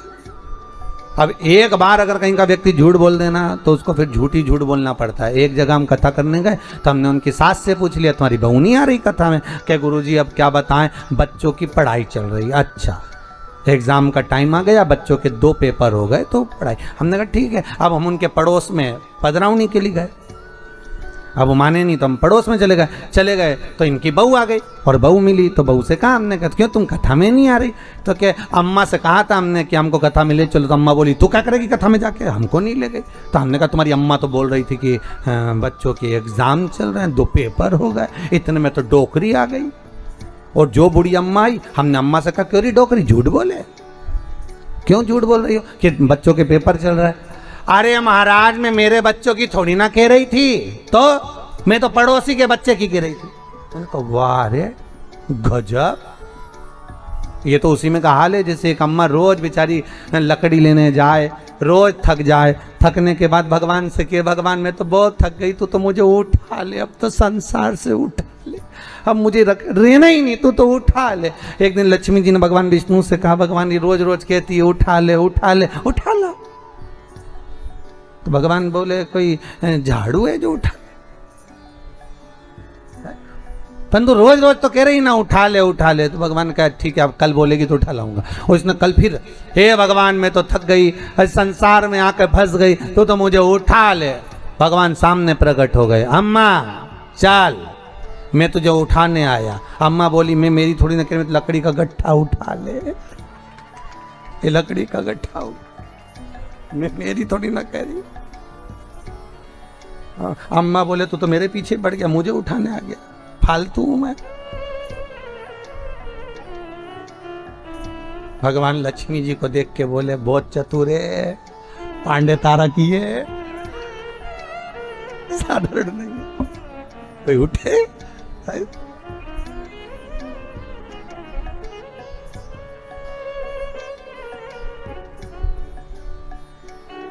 एक बात तो है, पांडतारा में आनंद तो है, कुछ भी हो, उत्तर प्रदेश की ये धरा आनंदमय तो है महाराजो, आनंद।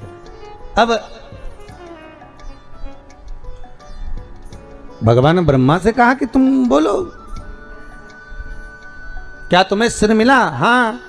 आकाशवाणी हो गई, ब्रह्मा झूठ बोल रहे, ब्रह्मदेव असत्य बोल रहे, असत्य बोल रहे हैं। हाँ, ब्रह्मा जी बोले आकाशवाणी झूठी है, ना मानो तो पूछ लो ये केतकी के पुष्प से। केतकी के पुष्प को भगवान ने लिया और पूछा, क्यों केतकी के पुष्प? क्या ब्रह्मा जी को सिर मिला? क्या ब्रह्मा जी को मस्तक मिला? केतकी का पुष्प ब्रह्मा को मस्तक मिला जानकर केतकी का पुष्प बोला, हाँ ब्रह्मा को शीश मिला। ब्रह्मा को सिर प्राप्त हुआ है, ब्रह्मा को मस्तक मिल गया। हाँ, भगवान आकाशवाणी कर कर बोले, ये ब्रह्मा जिस केतकी के पुष्प को लेकर आया है वो झूठ बोल रहा है। ए केतकी के पुष्प, भगवान शंकर कहते हैं केतकी के पुष्प में तुझे श्राप देता हूं, सारे देवताओं पर तू चढ़ेगा पर शंकर पर कभी नहीं चढ़ेगा। और अगर कोई भूल से भी केतकी का पुष्प शंकर को चढ़ा देगा तो 1000 गौ हत्या के बराबर उसको दोष लग जाएगा। इसलिए केतकी का फूल सारे देवताओं पर चढ़ता है पर भगवान शिव पर नहीं चढ़ता, शंकर पर नहीं चढ़ता।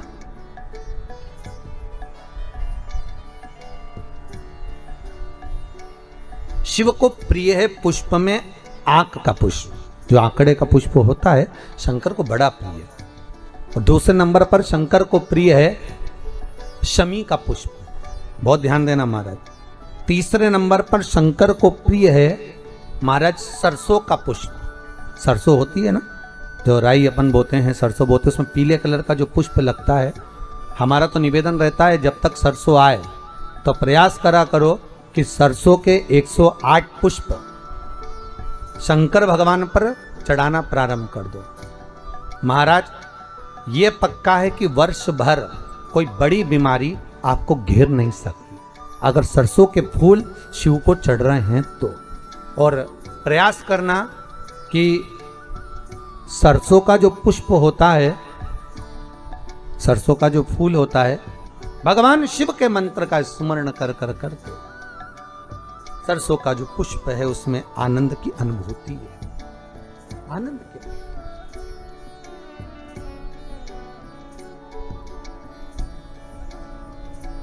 महाराज शिव औघड़ी है, शंकर ओगड़ी, भगवान शिव कह रहे हैं, भगवान शिव बोल रहे हैं, अरे ब्रह्मा तुम झूठ बोल रहे हो और तुम केतकी के पुष्प को लेकर आए, ये भी झूठ बोल रहा है। असत्य बोलने वाला व्यक्ति असत्य सिखाकर लगता है।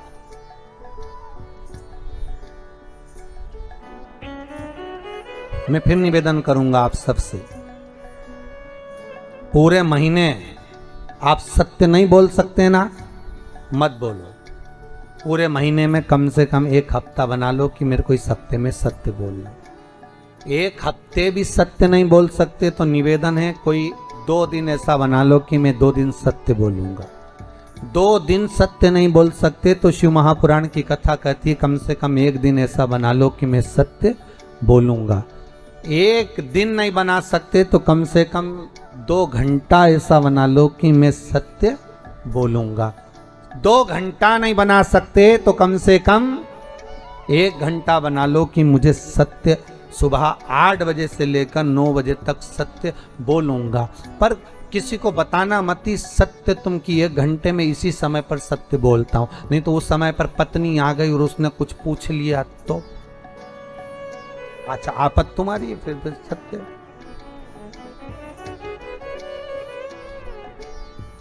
एक गांव के बहुत विद्वान पंडित जी, बहुत विद्वान, खूब सत्संग करने वाले, खूब पूजन पाठ कराने वाले, खूब विद्वान पंडित जी, और चले गए नरक। तो गांव के लोग कुछ मरने के बाद नरक गए तो उन्होंने अपने पंडित जी को देखा, पंडित जी तुम यहाँ? पंडित जी बोले आओ। तो तुम्हें तो स्वर्ग जाना था, तुम नरक क्या कर रहे हो? पंडित जी बोले पत्नी के कारण आया। तो पत्नी ने कैसे भेज दिया कि रोज तैयार होके मेरे सामने आके पूछती थी मैं कैसी लग रही। अब रोज मुझे झूठ बोलना पड़ता था कि तू बहुत अच्छी लग रही, भले बुरी लगे तो भी कहना पड़ता था कि अच्छी लग रही। अब उसके चक्कर में बेचारा नरक चले गए।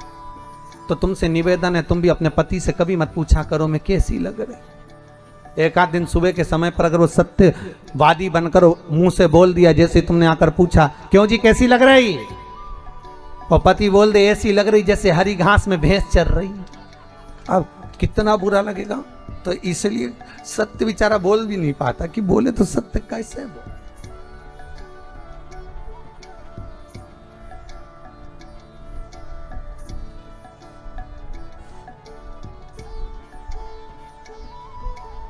आज तो हमारे जजमान जिन्होंने पूजन करी वो दोनों पति पत्नी साथ में भी बैठे। जिन्होंने 2 दिन पूजन करी तो बेचारा एक यहाँ बैठती थी एक वहां बैठता था। तो हम भी टेंशन में रहते थे कि आखिर ये दोनों अलग अलग क्यों बैठे, बड़ा सोचना पड़ता था। हर हर भगवान शिव ओघड़दानी सत्य की मूर्त है। आप ना बोल सके थोड़ा सत्य बोलिए साहब, अपनी जिंदगी को सत्यमय जीने का प्रयास करिए। सत्यम शिवम सुंदर, जीवन में सत्य आएगा तो शिव मिल जाएगा, और शिव मिल गया तो जीवन सुंदर बन जाएगा। आप रूप अपनी जिंदगी आनंदमय हो जाएगी। जीवन को सुंदर बनाने के लिए सत्य की मूर्ति बनना प्रयास करिएगा। हमारे मन में जो आए हम सत्य कह दें, हमारे मुख पर जो आए सत्य कह दें। मरने के बाद तो लोग बोलेंगे राम नाम सत्य। अरे बोलो तो सही, तुम तो घबरा गए। बोलो राम नाम सत्य है। मरने के बाद दुनिया बोलेगी, और जब दुनिया बोलेगी तो अपन तो बोल ही नहीं पाएंगे क्योंकि अपन तो लेटे होंगे। सत्य बोलने का प्रयास करें थोड़ा थोड़ा, ठीक है। एकदम सत्य निकालना भी बड़ा कठिन हो जाता है।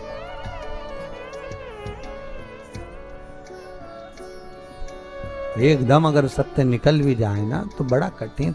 अब मुंह पर तो बोलना ही पड़ता है तुम साहब बहुत बढ़िया हो, साहब बहुत आनंद है, बहुत बढ़िया। अब मन से तो कछोट रहा है, काय को मुंबई छोड़ के यहाँ आ गए। बताओ, हमारी छाती पे मूंग दलने आए, इससे तो मुंबई में अच्छे थे। पांडे तारा में क्या कर रहे हैं, सबकी सब इकट्ठे हो गए, ना जाने अब कितनी जमीन और खरीदेंगे राम। और सामने के अच्छा हुआ आ गए। वैसे भी लॉकडाउन लग गया है महाराष्ट्र में, तुम लोगों का तो यहाँ आना अच्छा था, पर अंदर से सोच रहे काय को आ गए, भीतर से सोच रहे बाहर से अच्छा।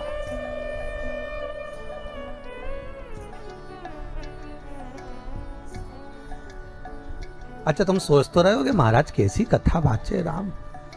अब ऐसी बाचे महाराष्ट्र का तो काम नहीं, पर अपनी जीवन में सत्यता को थोड़ा सा लाओ। अये ब्रह्मा, तुम झूठ बोल रहे हो। ब्रह्मदेव ने कहा मैं झूठ बोल रहा हूँ। केतकी का फूल झूठ बोल रहा है तो गौ माता से पूछ लो।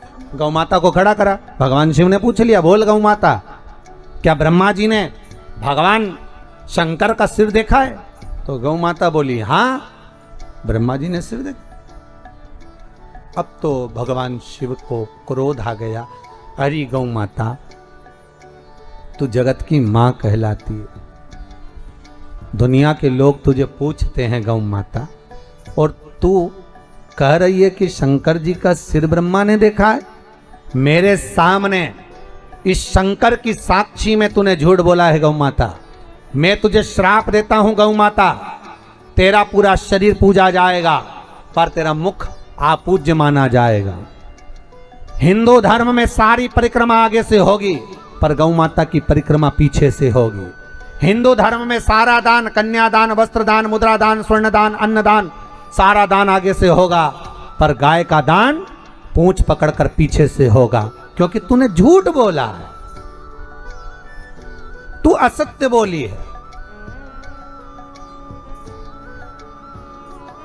और तू असत्य क्यों बोल रही है? तू असत्य बोलने का कारण तेरा है क्या? क्यों असत्य बोली? केवल एक रोटी के लिए? और यही तो मनुष्य है साहब, मानव करता क्या? एक रोटी के लिए सत्य बोलता है, एक रोटी के लिए झूठ बोलता है, एक रोटी के लिए असत्यता का बिंदु पकड़ कर बैठता है, केवल एक रोटी के लिए।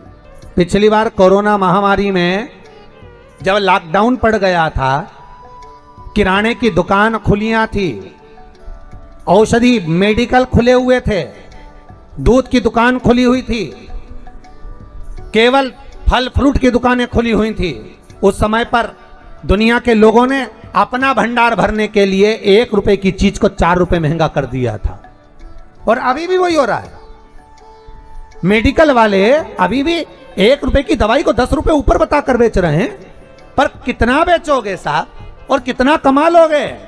और मान लो वही जो दुनिया को बीमारी हो रही है अगर तुम्हें हो गई और मालूम पड़े वो तो महंगी सस्ती खरीद कर उसने तो कैसे पार कर कर कोरोना से लड़कर बाहर निकल गया, और मालूम पड़े जो तुमने असत्य बोलकर झूठ बोलकर छल कर कर बेईमानी कर कर थोड़ा सा रुपया ज्यादा कमा लिया, और मालूम पड़े एक ही औलाद थी और निपट गई, तो क्या कर लोगे?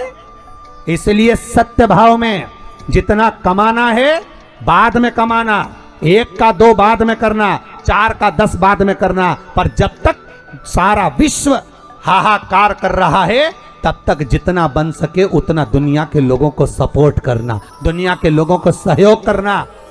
यह कमाने के लिए पूरी जिंदगी पड़ी है, पूरा जीवन पड़ा है सब कमाने के लिए।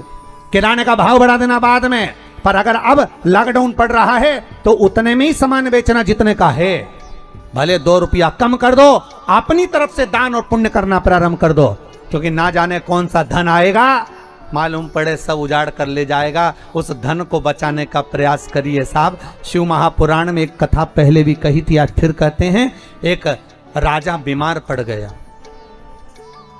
उस नगर के एक व्यक्ति का काम था, उसके पास में कमाई होती थी तो वो पैसा इकट्ठा कर कर बाजार में जाकर कोड़ियां खरीद कर लाता था। कोड़ियां देखिए, वो ऐसी छोटी छोटी कोड़ियां होती हैं, कोड़ियां खरीद कर लाता और उन कोड़ियों को खरीद कर लाता और कोड़ियां ले जाकर ढेर सारी इकट्ठी करते जाता। पत्नी कहती इतनी कोड़ियां क्यों ला रहे हो?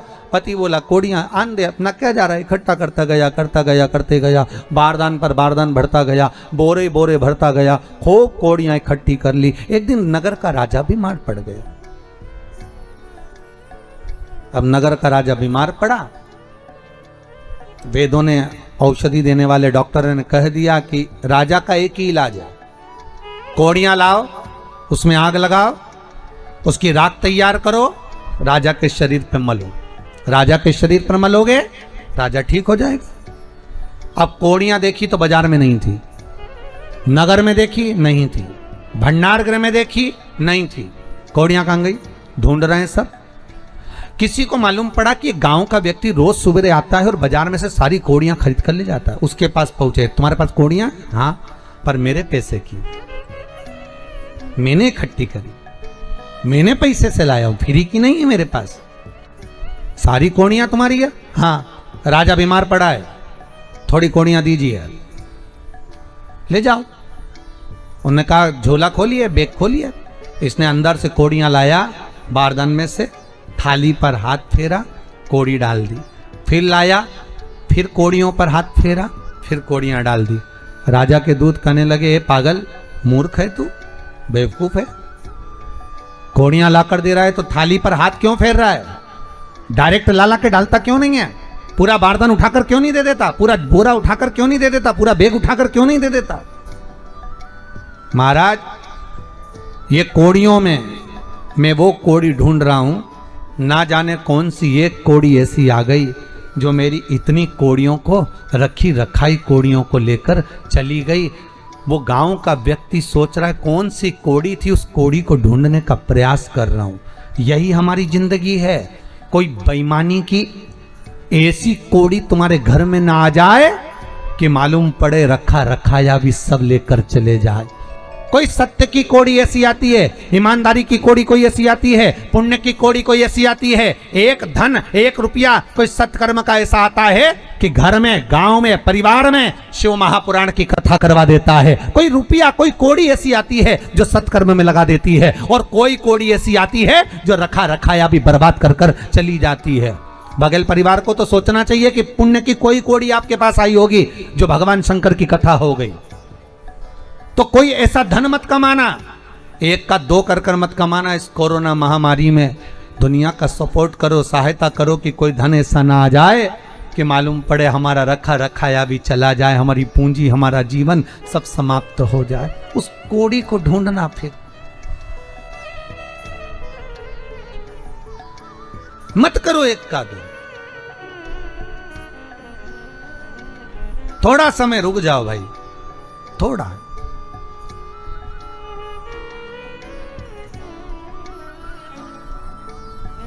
बहुत विचित्र समय, थोड़ा सा निकालो, अपने से बन जाए, थोड़ा सहयोग कर दो।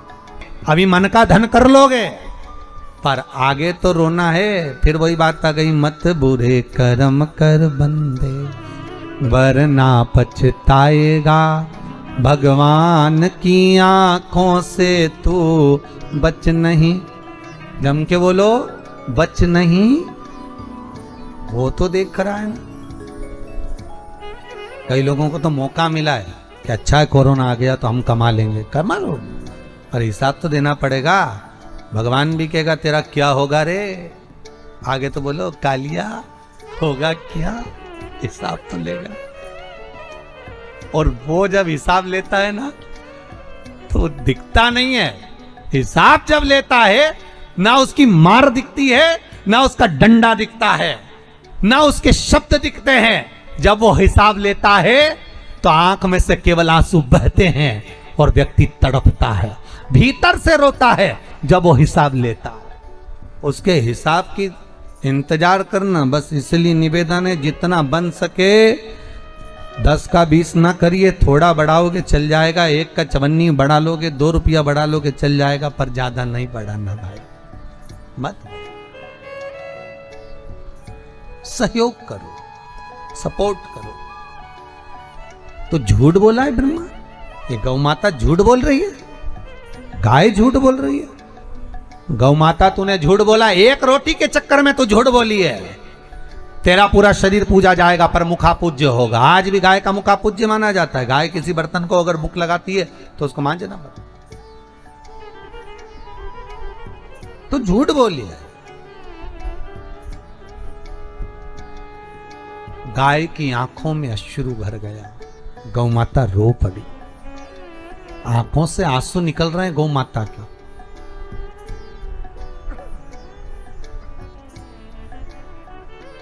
केवल मनुष्य नहीं रोता,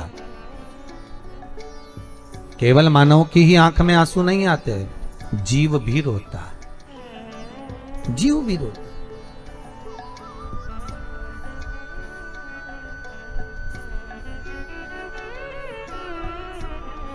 बस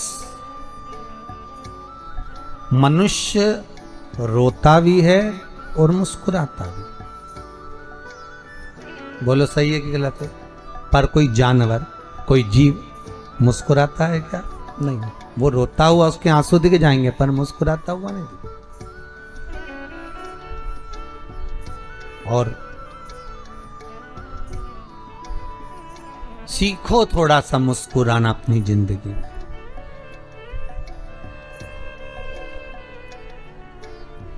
रोने की कला सिखाई नहीं जाती, भगवान पैदा करते से ही भेज देता है कि रोना है।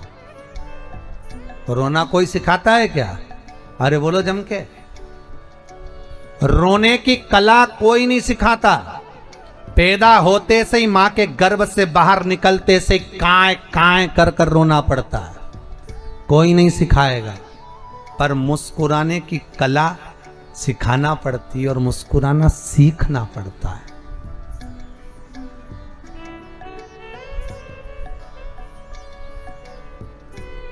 वो सीखना पड़ेगा।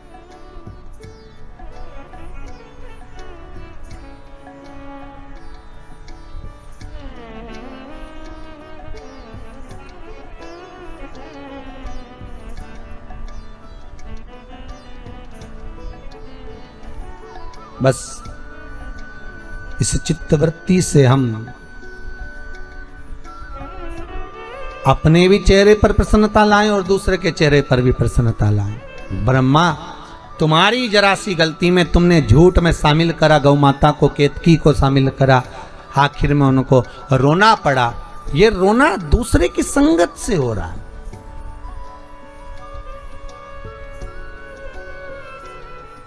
दूसरे की संगत, किसी ऐसे का संग मत पकड़ना कि बाद में रोना पड़े।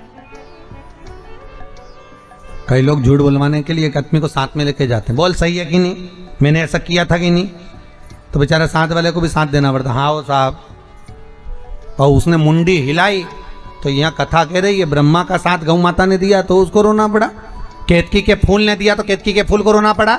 झूठ बोलने का साथ कभी मत दो, सत्य बोलने का प्रूफ देने के लिए अगर कोई बुलाए तो चले जाना, पर झूठ बोल ऐसा हुआ कि नहीं, और उसको भी झूठ बोलना पड़ता, हाँ साहब हाँ।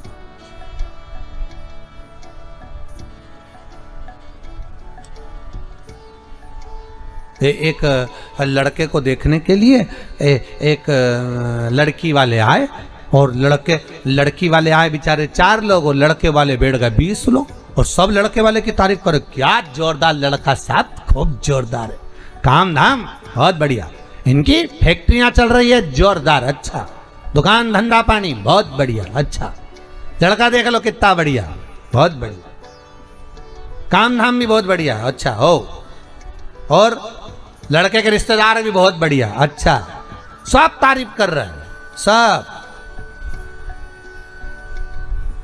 दिखने में भी अच्छा है।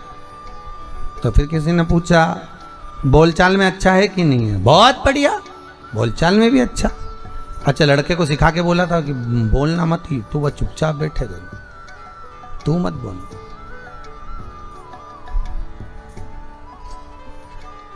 अब वो लड़की की एक छोटी बहन साथ में आई थी, छोटी बहन गई कि हमारी जीजी के लिए हम आपको पसंद करने आए हैं, पास में जाके बैठ गई, पूछा तुम्हारा नाम क्या है, उसने बोलना चालू करा,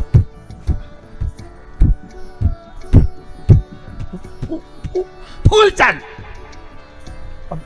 1 घंटे तक तो फूफू बोला और बाद में बोला फूलचंद। लड़की वापिस आकर अपने मम्मी से बोली अटका है, अटका।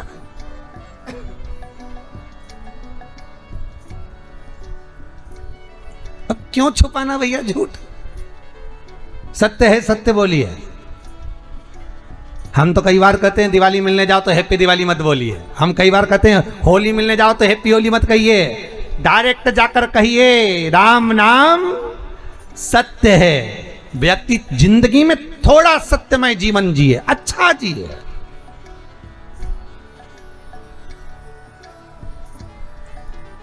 सत्य की जिंदगी जियो और उस परमात्मा के सामने अपनी सारी गुनाहों को, उस परमात्मा के सामने अपने किए गए पापों को, हमारा निवेदन रहता है शंकर के मंदिर में जब जाओ एकांत में बैठकर बाबा को अपनी सारी गुनाहें गिनवा दो, अपनी सारी गलतियां गिनवा दो। मैं पापी, मैं कपटी, मैं छली, मैं प्रपंची, मैंने बहुत गलत काम किया, पर हूं तो आपका हूं, आपने बनाया, आपने पैदा करा और आपने जैसा बनाकर भेदा मैं वैसा हूं। बाबा से करो, विनती करो, निवेदन करो। आज ये कोरोना महामारी में आप अपनी गलतियों को परमात्मा के सामने कहो ना कि मैं गलती करा हूं, मैंने छल करा, मैंने कपट करा, मैंने बेईमानी करी, मैंने प्रपंच करा, मैं झूठ बोला, मैंने दुनिया पर उंगली उठाई, मैंने दुनिया में ऐब देखे। अरे भाई, एक व्यक्ति निकल कर जा रहा था, गुलाब के फूल को देखा तो कहता कितना सुंदर गुलाब का फूल है, पर इसमें कांटे नहीं होते तो कितना अच्छा होता। आगे गया, कोयल कूक रही थी, कितना सुंदर बोलती है, पर कोयल काली नहीं होती तो कितना अच्छा होता। समुद्र का जल देखा, इतना सुंदर पानी, पर खारा नहीं होता तो कितना अच्छा होता। हर एक चीज में ऐब देख रहा है, हर एक चीज में गलती देख रहा है। इतने में गुलाब का फूल, कोयल और समुद्र का जल, तीनों ने मिलकर कहा, रे मनुष्य, तुझ में दूसरे की बुराई देखने की आदत नहीं होती तो तू कितना अच्छा होता। हम में ऐब देख रहा है, हम में बुराई देख रहा है कि कांटे नहीं होते, काली नहीं होती, खारा नहीं होता, पर अपने भीतर भी तो कपट देखो कि हमारे भीतर कितना भरा हुआ, हम कितने छली हैं, हम कितने कपटी हैं, हमारे भीतर कितना प्रपंच भरा है। अरे भाई, कहना सरल है पर धारण करना कठिन है।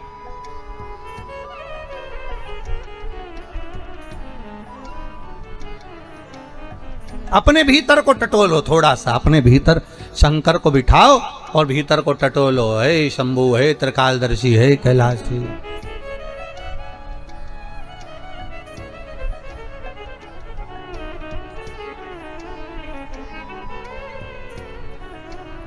जीवन में लक्ष्य तत्व की निश्चितता हो, अपने हृदय चित्त वृत्ति में जो हमने किया वो भगवान के सामने प्रस्तुत हो, वो भगवान से कह दिया है।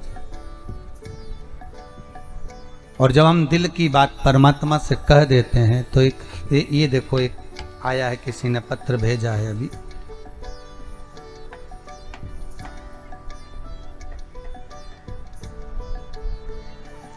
श्री रमाशंकर सिंह, पिता का नाम श्री मलखान सिंह, बघेवारा भोजे मऊ प्रतापगढ़ से आए। कहाँ बैठे? आपने लिखा है पत्र, आपने लिखा है गुरुजी 16 साल से परेशान थे, रोग से भी धन से भी हर तरह से तकलीफ थी। बाबा की कृपा है, आपके सब कार्य सफल हो रहे हैं, आपने लिखा है। हाँ जी, मंदिर का निर्माण भी किया गया है। हमारी पत्नी बोली कि जितना मैं दूर जाता, हमने कहा बाबा चाहेगा तो हम आपको बैठा देंगे को। जय हो जय हो। वो भी हो गया है। हमारे बुजुर्ग लोग, कुछ लोग जानते होंगे हमारे पिता का, मलखान सिंह, पहले की हम उन्हीं का लड़का हूँ। जी जी, धन्यवाद बेटी, बहुत बहुत साधुवाद, विराजमान हुई, बहुत बहुत साधुवाद। बाबा की ऐसी कृपा बनी रहे, आपके मन की जो कामना है बाबा नित्य पूर्ण करते रहे। जो जो कामनाएं व्यक्ति लेकर आता है, भाव लेकर, जो शिव महापुराण की, फिर निवेदन करूंगा, शंकर की कथा में अगर आप बैठे हो, और केवल यही पांडे तारा में ही नहीं, अपने घर में बैठकर भी अगर आप शिव महापुराण की कथा को भले मोबाइल पर, फेसबुक पर, यूट्यूब पर, आस्था चैनल पर अगर श्रवण कर रहे हो और विश्वास रखकर ये नवरात्रे में आप 7 दिन शिव महापुराण की कथा को सुन रहे हो, तो इतना विश्वास रखना कि तुम्हारी कामना को 3 महीने में बाबा पूरा जरूर करेगा। जो कामना है बाबा देगा, उसकी यहाँ देरी नहीं होती। फिर कहूंगा ब्रह्मा सोच विचार कर देंगे, भगवान विष्णु का भाग्य के अनुसार देंगे। शंकर भाग्य नहीं देखते, वो तो तुरंत दे देते हैं, उनको तो देने से मतलब है, वो तो बस भाव देखते हैं और प्रदान कर देते हैं, वो सोचता नहीं।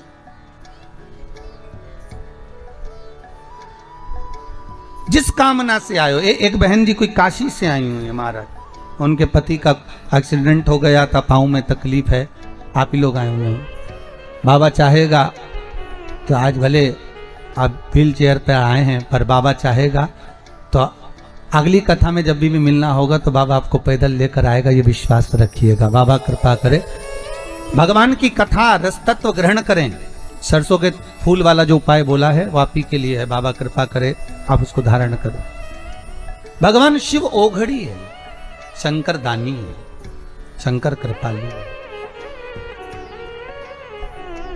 रोइए मत, अब तो बाबा ने अच्छे दिन दिए हैं, बाबा की कृपा ही है ये, तो बाबा खुश है, बुलाया है। और हम तो कहते हैं बघेल परिवार ने अगर यहाँ बुलाया है तो आप लोगों की कुछ दुआ साथ होगी, इसलिए इस गांव में, इस जंगल के भीतर शिव महापुराण की कथा का रसास्वादन करने बैठे हैं। कहीं कृपा बाबा की।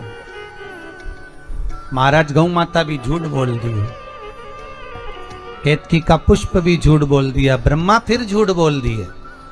भगवान शिव को क्रोध आ गया, अपने पैर के अंगूठे का नख तोड़कर फेंका, काल भैरव को प्रकट कर लिया, काट ब्रह्मा का सिर जिससे ये झूठ बोल रहा है। काल भैरव ने ब्रह्मा के सिर को काट दिया, जिस सिर से ब्रह्मा झूठ बोल रहे थे उस मुख को काट दिया। सिर लुढ़कता लुढ़कता गया, ब्रह्मा चुप नहीं हुए, झूठ बोलते चले जा रहे हैं कि आकाशवाणी झूठी है, आकाशवाणी झूठी है। रक्त के द्वारा एक नदी उत्पन्न हो गई जिसका नाम है कर्मनाशा। कर्मनाशा जो व्यक्ति के कर्मों का नाश कर देती है, इसलिए भारत की भूमि पर यूपी गवर्नमेंट ने बड़े बड़े बोर्ड इस कर्मनाशा नदी पर लगा कर रखे हैं कि इसमें हाथ ना धोइए, इसमें पाँव ना धोइए। ये वो नदी है जिसमें हाथ डालने से, पानी का छींटा लेने से कर्मों का नाश हो जाता है, पुण्य समाप्त हो जाते हैं।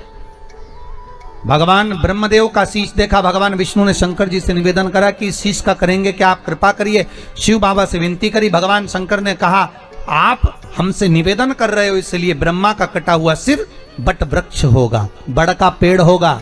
इस बट वृक्ष के नीचे कोई देवता बैठे ना बैठे, पर मैंने इस बट वृक्ष का निर्माण करा है, इसलिए इसके नीचे देवाधिदेव महादेव बैठेंगे और मेरा एक नाम बटकेश्वर महादेव पड़ेगा।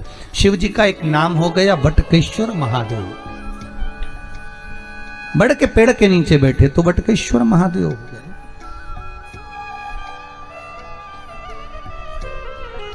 बटकेश्वर महादेव शिव का एक सुंदर भाव, एक सुंदर स्वरूप, एक सुंदर आनंद।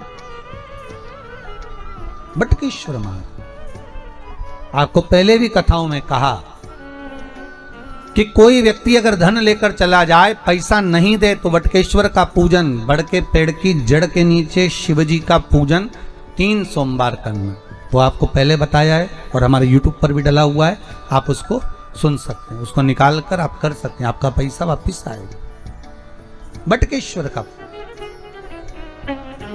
आगे चरित्र आया, भगवान ब्रह्मा ने क्षमा मांगी, गलती हो गई प्रभु। क्षमा मांगने में कुछ नहीं जाता। आप लोगों से भी बारंबार निवेदन करते हैं कि क्षमा मांगने में पीछे ना हटे। अगर हुई है गलती तो क्षमा मांग लो।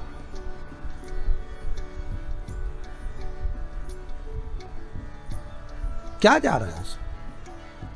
पर एक छोटा सा शब्द है स्वारी, पर बोलने में लोगों की जिंदगी निकल जाती है केवल इस शब्द को बोलने में कि साहब गलती हो गई, हो गया होगा, हमारे मुख से निकल गया होगा, आप शब्द बोल दिया होगा, क्षमा कर दो, हो गए। और इतना सा शब्द बोल देना व्यक्ति तो बस वो ही आनंद हो जाए, इतना सा शब्द।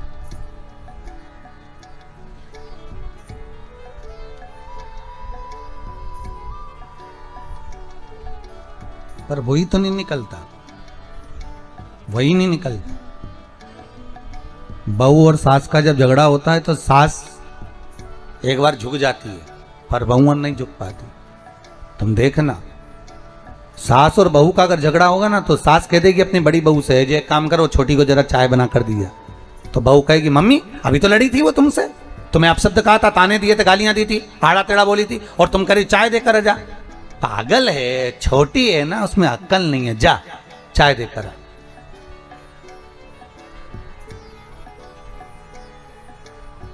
जाओ दियाओ जरा चाय।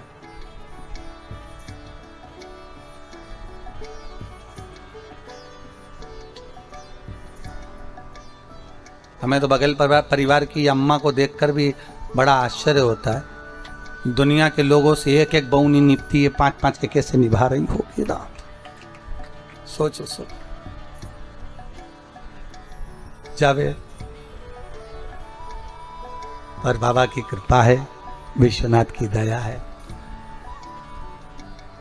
हो गई गलती, क्षमा कर लो, पर निवेदन है, एक स्वारी शब्द, एक क्षमा याचना, एक भगवान के सामने बैठकर दिल की बात कह देना।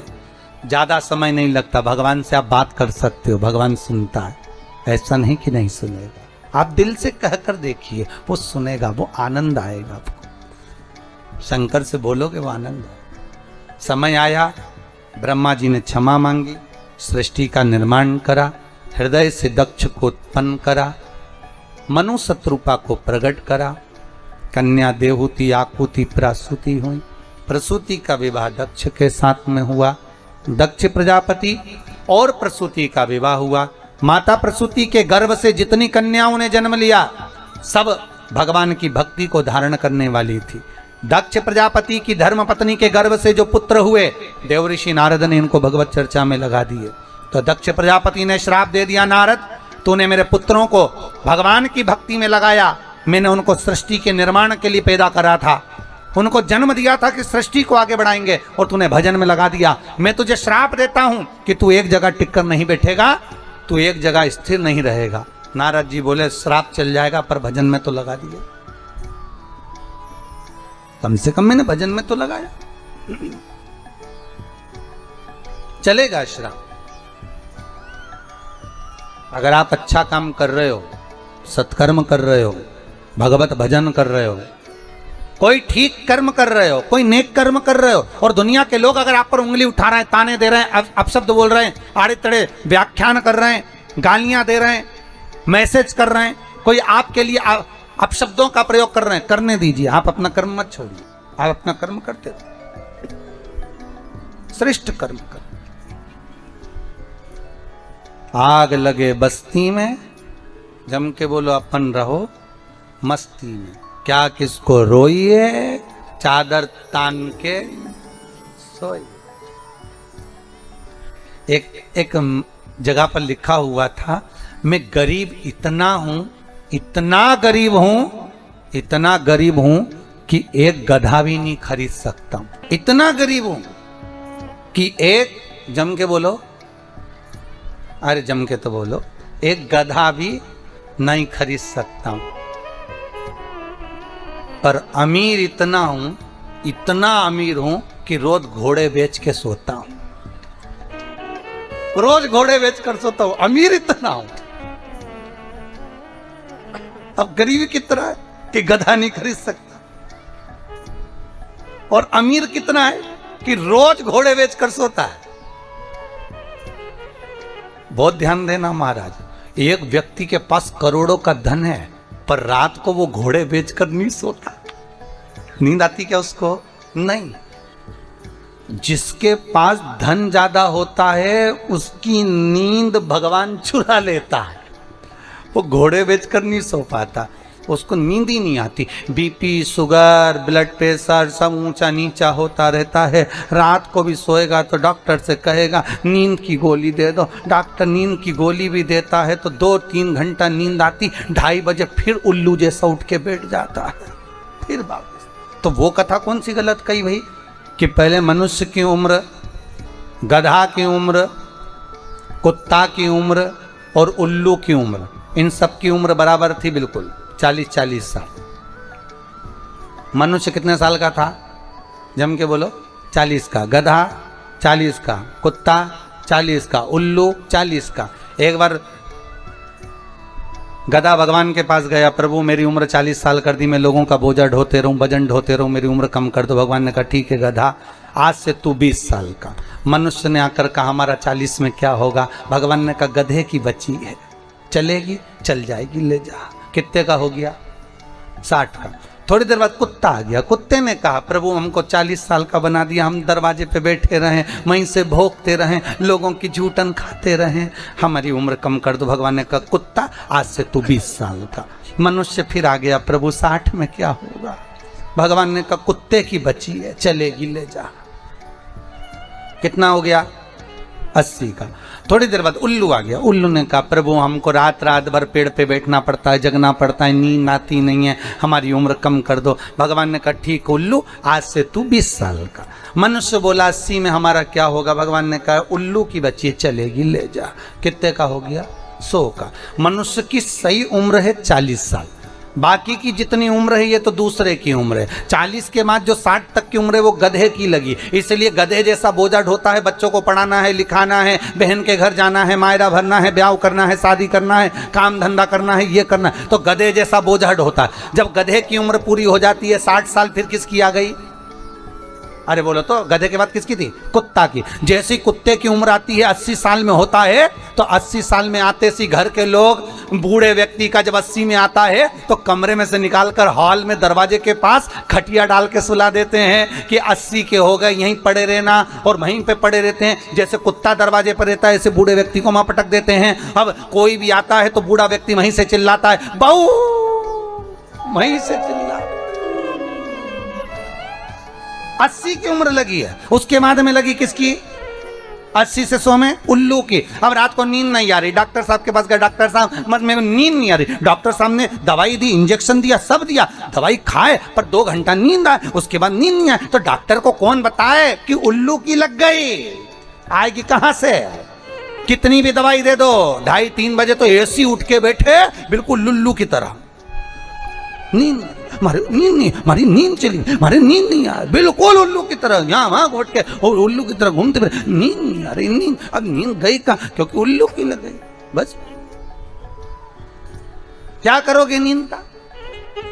तो गरीब इतना हूं, जम के बोलो, कि गधा भी नहीं खरीद सकता, पर अमीर इतना हूं कि घोड़े बेच कर सोता हूं।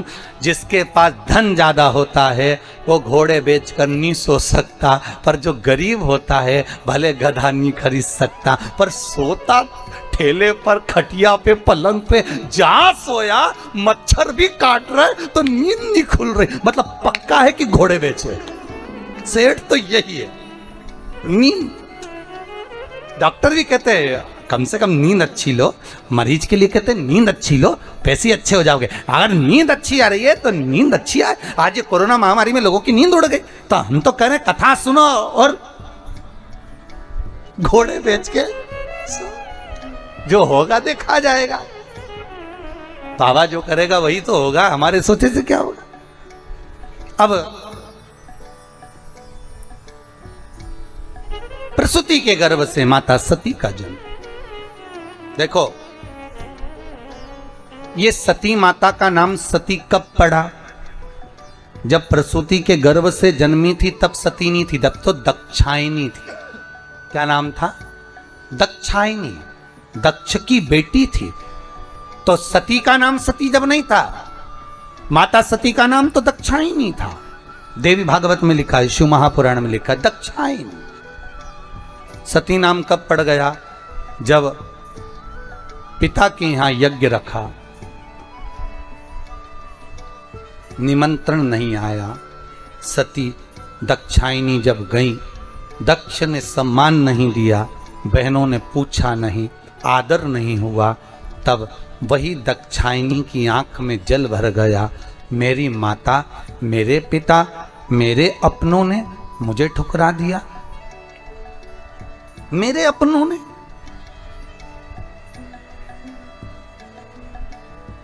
ये मेरे अपने हैं जो मुझे ठुकराए।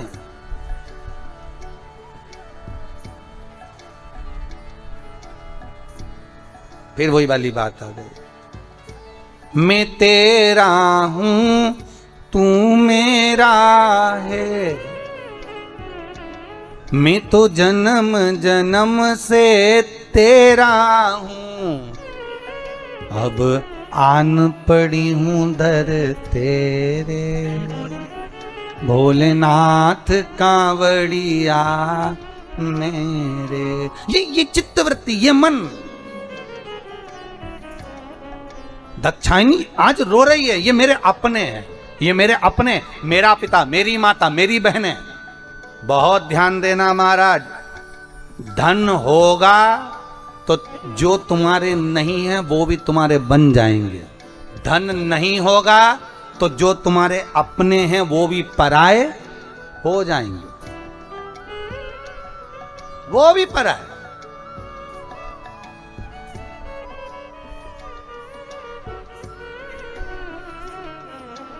अरे सुख के साथी हजारों थे, जब दुख पड़ा तब कोई नहीं, वाह वारी दुनिया मतलब की दुनिया में किसी का कोई नहीं। जब धन था, ढेर साथी, बहुत भैया जी, भाभी जी, काकी जी, बुआ जी, सब ऐसे जुड़ गए। अब तो सब सम्मान दे, आदर करे, तो आदर तुम्हारा नहीं हो रहा रे, आदर तो तुम्हारे धन का हो रहा है, सत्ता का हो रहा है, वैभव का हो रहा है। तुम्हारा आदर होता होता तो जब तुम गरीब थे तब आदर होना था।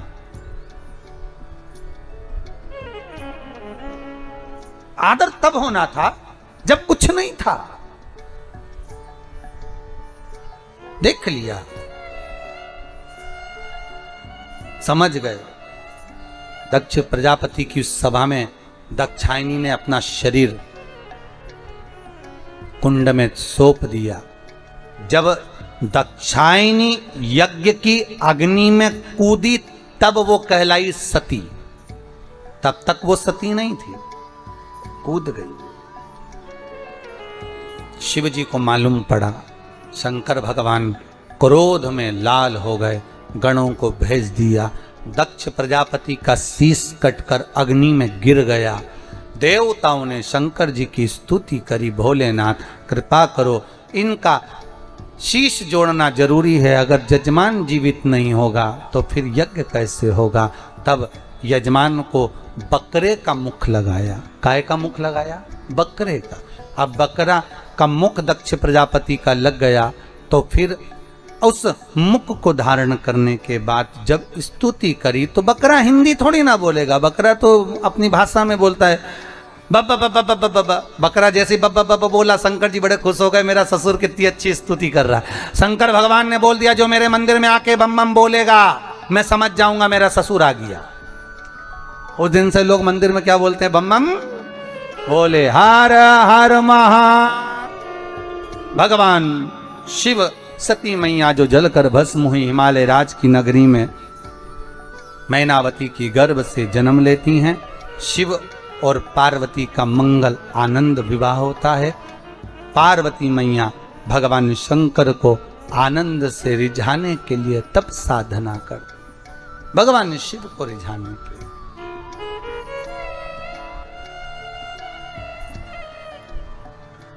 और ऐसी तप साधना जिनको देवऋषि नारद स्वतः कर देते हैं। देवऋषि नारद जहां स्वयं कह देते कि यह कन्या का जो पति होगा अड़भंग होगा, भस्मी रमाने वाला, जटाजूट बांधने वाला, मृग चर्म को धारण करने वाला, मृग छाला को पहनने वाला, अड़भंग।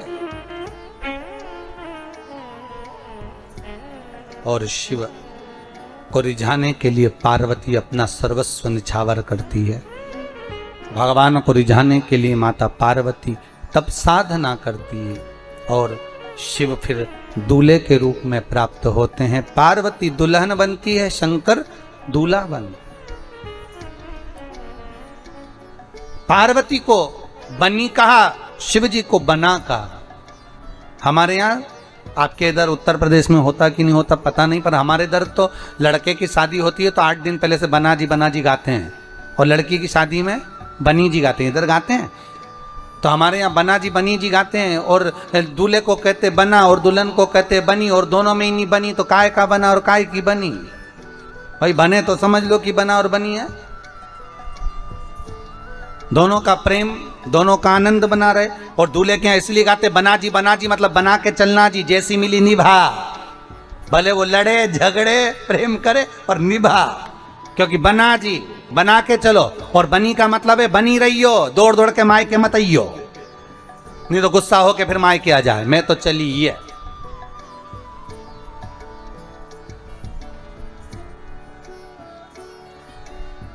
झूठ बोले कौआ काटे, आगे क्या?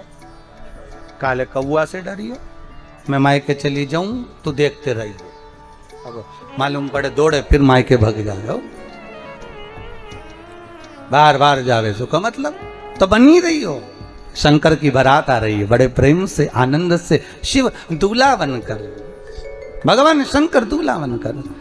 आज अपन कथा में भगवान शिव की बारात का आनंद लेंगे। कल की कथा में सुंदर प्रसंगों को आगे बढ़ाते हुए भाव भक्ति से अग्रण्य होंगे। दोनों हाथ उठाकर एक बार प्रेम से हर हर महादेव, हर हर महादेव, हर हर महादेव। बाबा की सुंदर बारात आ रही, भाव भक्ति से भगवान शिव पधार हैं।